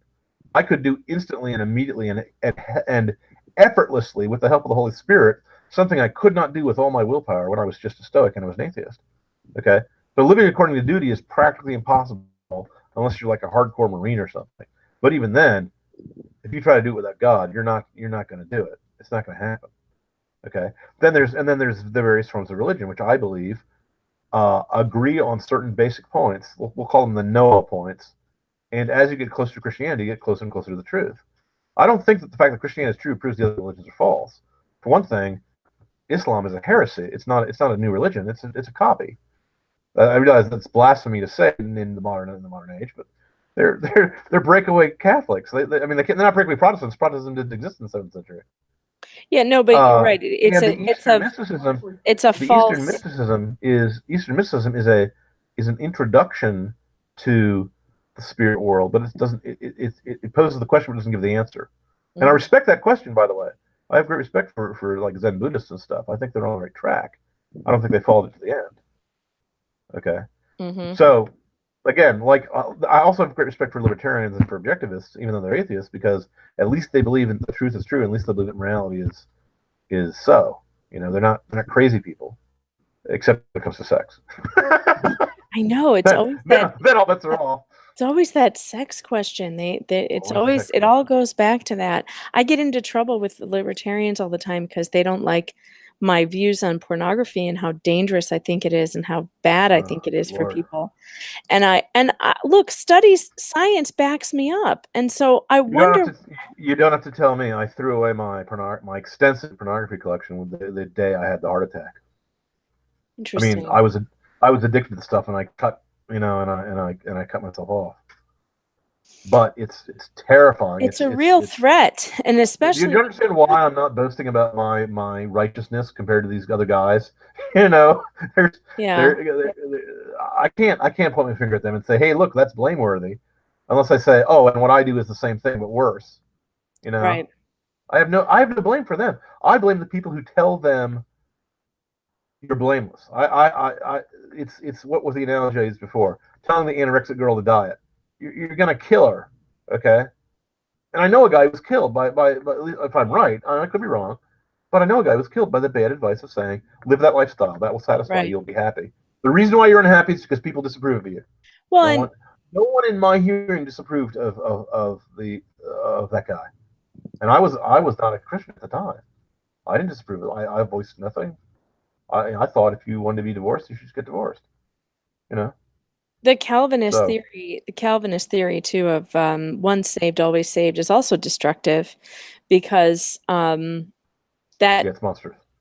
that it's monstrous because it doesn't take into account what we're saying about, you know, we're all sinners. We all sin. We all have these dark things. They're saying, "Oh, that doesn't matter." Another It reason why I does matter. became It a matters a great deal. It matters a great deal what you do with those dark things. another And those reason dark why I can became a kill you. the reason why I became a Catholic was every Protestant I knew of took one half of Catholic tradition and said, "This is the truth. The other half doesn't matter anymore."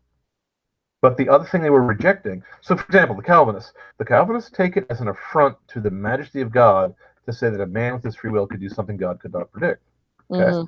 and I agree with that. I believe that God knows everything we're going to do. I Mhm. firmly believe that. But the Catholics, in this mystical way that's hard to explain, say, "And man has free will." Now, I believe, like I said earlier in the conversation, that there's a way of resolving that paradox. I believe that George Washington had free will, even though I know that he's going to decide to cross the Delaware. Because I'm in his future. From my point of view, the decision's already been made. From his Mhm. point of view, at the moment when he made it, he had free will, right? Yeah, he could have gone the other way. Right. That doesn't mean because he could have gone the other way. And that doesn't mean that free will doesn't exist. That doesn't mean that he has to Right. do what the history book said he's going to do. The history book was written afterwards. So, okay, fine. So the Calvinists take half of the Christian theology and say the majesty of God requires that He knows who's damned and who's saved, but they ignore the other half, which says men have free will, and you know. Now, Calvinism is more subtle than I'm letting on. It's not as monstrous as it sounds because they also have, more. There's more variations of it and so on and so forth. But the basics of it is the same as uh, the simplicity of the fifth century heretic saying Christ was a man who was visited by the Spirit of God, and they're the opposite who said Christ was a God who put on the appearance of being a man. But the mystical Catholics said both are true. He was 100% God and 100% man. And Mhm. you go, wait a minute, those 200%, that doesn't add up. That's not logical. And you go, we are flat squares in flatland trying to explain the cube, and there's just no way to do it in our language. Our Right. language is insufficient to describe these things, but it's still perfectly logical. Okay? The Catholics can somehow combine mysticism and logic in a way that I would have said was impossible. But and every heresy that you see is just they take one half of the heresy of the Marxist is to say concern for the poor is now elevated to the highest principle, so that the principle of uh, being just according to divisions of property, not lying and not committing mass murder are secondary. But the rules against lying, murder, and theft are just as old as the rule of benevolence that says you have to protect the poor. Right? That's what makes it a heresy. A heresy is always when you take one half of something and you blow it up out of proportion. Whenever you set an angel on the throne of God, he becomes a devil. Okay, no matter how bright or clever the angel is. Okay, if you put truth there, but you ignore justice, compassion, mercy, and you say, well, I can say anything I like. That dress is actually quite ugly, madam, and you look fat. Okay, that guy's saying the truth, but he's turned the truth into a devil at that point. Okay, he's turned it into an excuse to humiliate people. Well, the same thing for any other virtue. If you take one virtue and you make it higher than God, then you've turned it into a vice. So that's the other reason why the Catholics were so carefully balanced in their thinking and their approach. And I don't mean the pederast priest. I mean the catechism. Yes. I mean, we're not talking about the predators. Even their stance on something like the death penalty, I thought was very wise until Pope Francis just suddenly made an announcement. Just trashed it in a way that I don't think is legitimate. I think he's exceeding It isn't legitimate. I think he's exceeding his authority when he says that. I don't think I personally don't have any problem giving up my affinity for the death penalty because I figured a long time ago that, several years ago, Illinois had a major problem with death penalty cases where 16 or so were overturned by DNA who were on death row. And I thought, oh my God, if this many were wrongly on death row, how many more have we actually put to death? This is bad. This cannot go on. So in the instance that we could be putting innocent people to death, and have, obviously, then there's clearly a problem with the system, but that's a governmental problem, and that's something that they need to solve. The church, on the other hand, doesn't really need to get involved in what Caesar's job is. The church also cannot contradict church teaching. Is the Pope not going to say the law of Moses, which promoted the death penalty for adultery, is now not the word of God? It really doesn't make sense. Also, what about a prison guard? What protects a prison guard from being attacked by a guy who's already incarcerated for life? What are they going to do? Reincarnate him and incarcerate him for another life? Right. I mean, so... No, I agree. I mean, I think there's always legitimate reasons. But as far as the church is concerned and the catechism is concerned, I thought laid out a very good case in the old catechism that it could only be used in situations where the guy could not be safely locked up. Right. And I myself think that includes guys who kill a prison guard. That means he can't be safely locked up. Right, because he's causing or killing men in prison, killing other people in prison. Or if you're the Israelis walking across the desert and there's no place to lock someone up, and they commit a murder, what are you going to do? Yeah. Stop do that. There's nothing else to do. I mean, logically, you can't keep him among you. Now, in the modern West, with our modern facilities, I think that the number of exceptions to that case is very small. So I agree with the catechism. Right. And I would believe that even if I didn't agree myself, only because I'm a Catholic. So I agree with everything the church teaches, okay? Right. And that was hard for me because I really liked the death penalty. Because in my legal training, I read cases. Me too. I read law cases that would turn your hair white about things that people have done, including to children, okay, that clearly merit the death penalty. Clearly. You can't have respect for human life unless you are willing to kill a guy who does such things to people. Right. But I'm willing to yield to the teachings of the church because I think it's wise. But I'm not willing to yield to the private opinion of right. Me either. A guy who doesn't go through the proper procedures and doesn't. I mean, the thing I like about the Catholics is that you guys debate things for 400 years before you come to a decision. Okay. Well, and I trust the process. I don't trust reformers. I don't think the normal people who are outside the Catholic Church understand that when the Pope speaks, he's only, if he's not speaking ex cathedra, he's speaking as a private citizen, as a person with an opinion. Yeah. And even Pope Francis, this thing he said about the death penalty, he was not. Did he change the catechism? I don't think he did. I believe that it was an official change to the catechism. Oh, was it?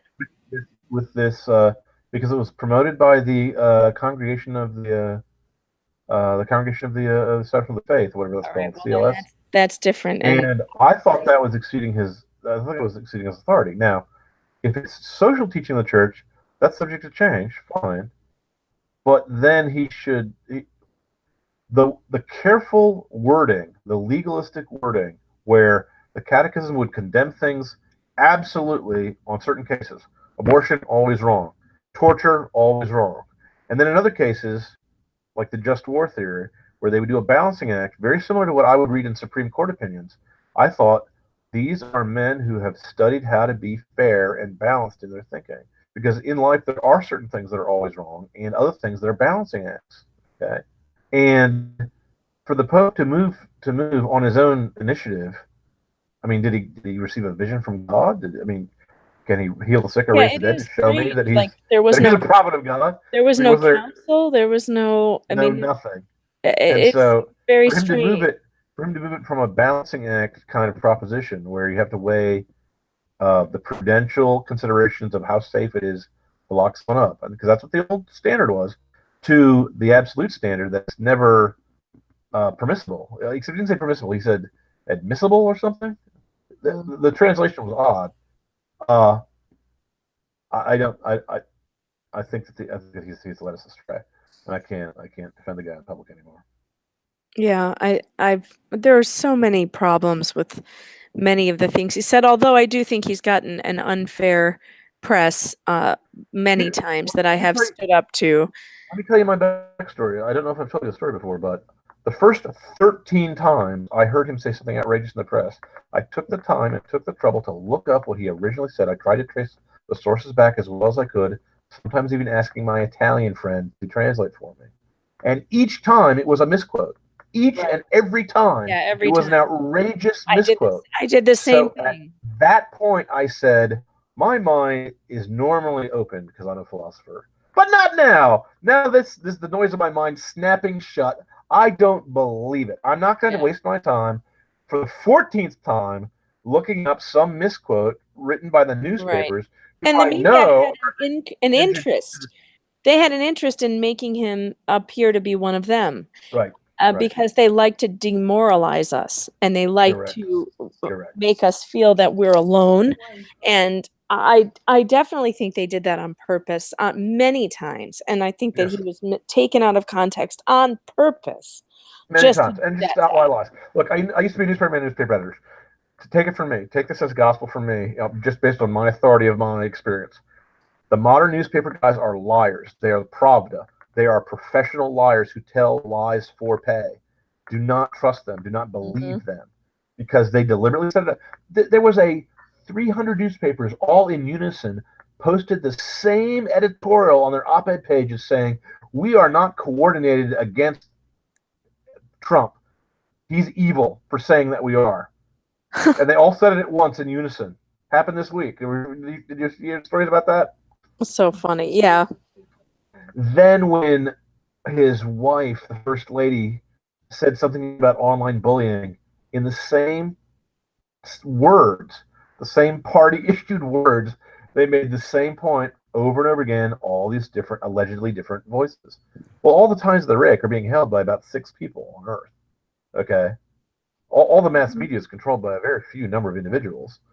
And they're all the same millionaires that G.K. Chesterton talked about 100 years ago, who buy newspapers for fun. You know, Jeff Bezos says, go out and get me a newspaper, and the guy comes back and says, okay, I bought the Post. Yep. So. I can't believe we've been talking for 3 hours. And it's midnight. It's now the next morning. So I know. Let's do this again and in smaller, bite-sized chunks, because I also have a day job. I'm not rich enough to afford to I can't support myself just on my pen anymore. What I'm saying anymore, I never have been, because not enough people buy my books. Oh, that's unfortunate. They're all fine books, even the ones I wrote when I was an atheist, because back in the day, I didn't preach atheism in my books. I just subtly made fun of Christianity, and I don't preach Christianity in my books these days, except after the Hugo Awards, I suddenly realized that if I have a gift, I have to use it for God. So now I'm so ridiculously over-the-top Catholic in all my books. I don't have anyone else to sell to but the Catholics, because I decided to set a story just in the world where it's a parallel timeline story. But the only time a timeline breaks off from the main timeline is when God creates a miracle, because there's not enough matter and energy to create a whole new universe unless there's a divine intervention. So all the miracles in the Bible, most people do parallel time stories. They go, well, there's a world where the Nazis won World War II, and there's a world where the South won the Civil War, and there's a world where, we still use dirigibles, that kind of thing. I don't know if you have much. So I said, okay, there's a world where there's no flood of Noah, which means that the vegetarian giants are still around committing horrific satanistic worship of the Eli of the angels. And I said, okay, there's a world where Moses never was born, and the mummies of Egypt run everything, and so that's where the mummies come from, and so on and so forth. Well, my main character is a Catholic boy, and he finds out that whenever he prays near anything magical, it reacts. Okay, because prayers in this world have a magic effect. What book is this, John? The supernatural. It's called Sumwither, and it's not for everyone. It's over the top, and it's a little gross because the main character is a Highlander. The main character finds out he's invulnerable only after someone tries to kill him. So he's got like a spear stick sticking through him, and he's fine because he's not actually a human being. He's from the timeline where after the fall of man, God did not drive Adam and Eve out of the Garden of Eden, so they ate of the tree of life also, so they can't die. Oh, interesting. But their world turned out to be this horrible nightmare world where they have to be redeemed, they have to be saved, and so. All right, well, go pick that one up. Is it on Amazon? Yep. I believe it's on Amazon. Excellent. What's it called again? The title? Sumwither. Sumwither by John C. Wright. Go get that. Yep. And that way I can retire from my day job and stay up till midnight. Talking. Yes. Talking to cute blondes about the Catholic Church and everything I don't like about the world. Well, thank you so much, John. I really appreciate it. My pleasure. And I'm going to tell everyone that I was talking with Megan Fox, and they're going to think you're the other Megan Fox, and so they're going to be really, hey, wow. Of course. That's right. But I do want to do this again because I think you and I are on the same wavelength. I really do. I know. I agree. I mean, I've actually been wanting to talk to you for a while, ever since I read that. It was a while ago. But yeah, I've got lots more to say on the subject. So let's do it again. Okay. Very good. All right. Have a good night. God bless. Bye-bye.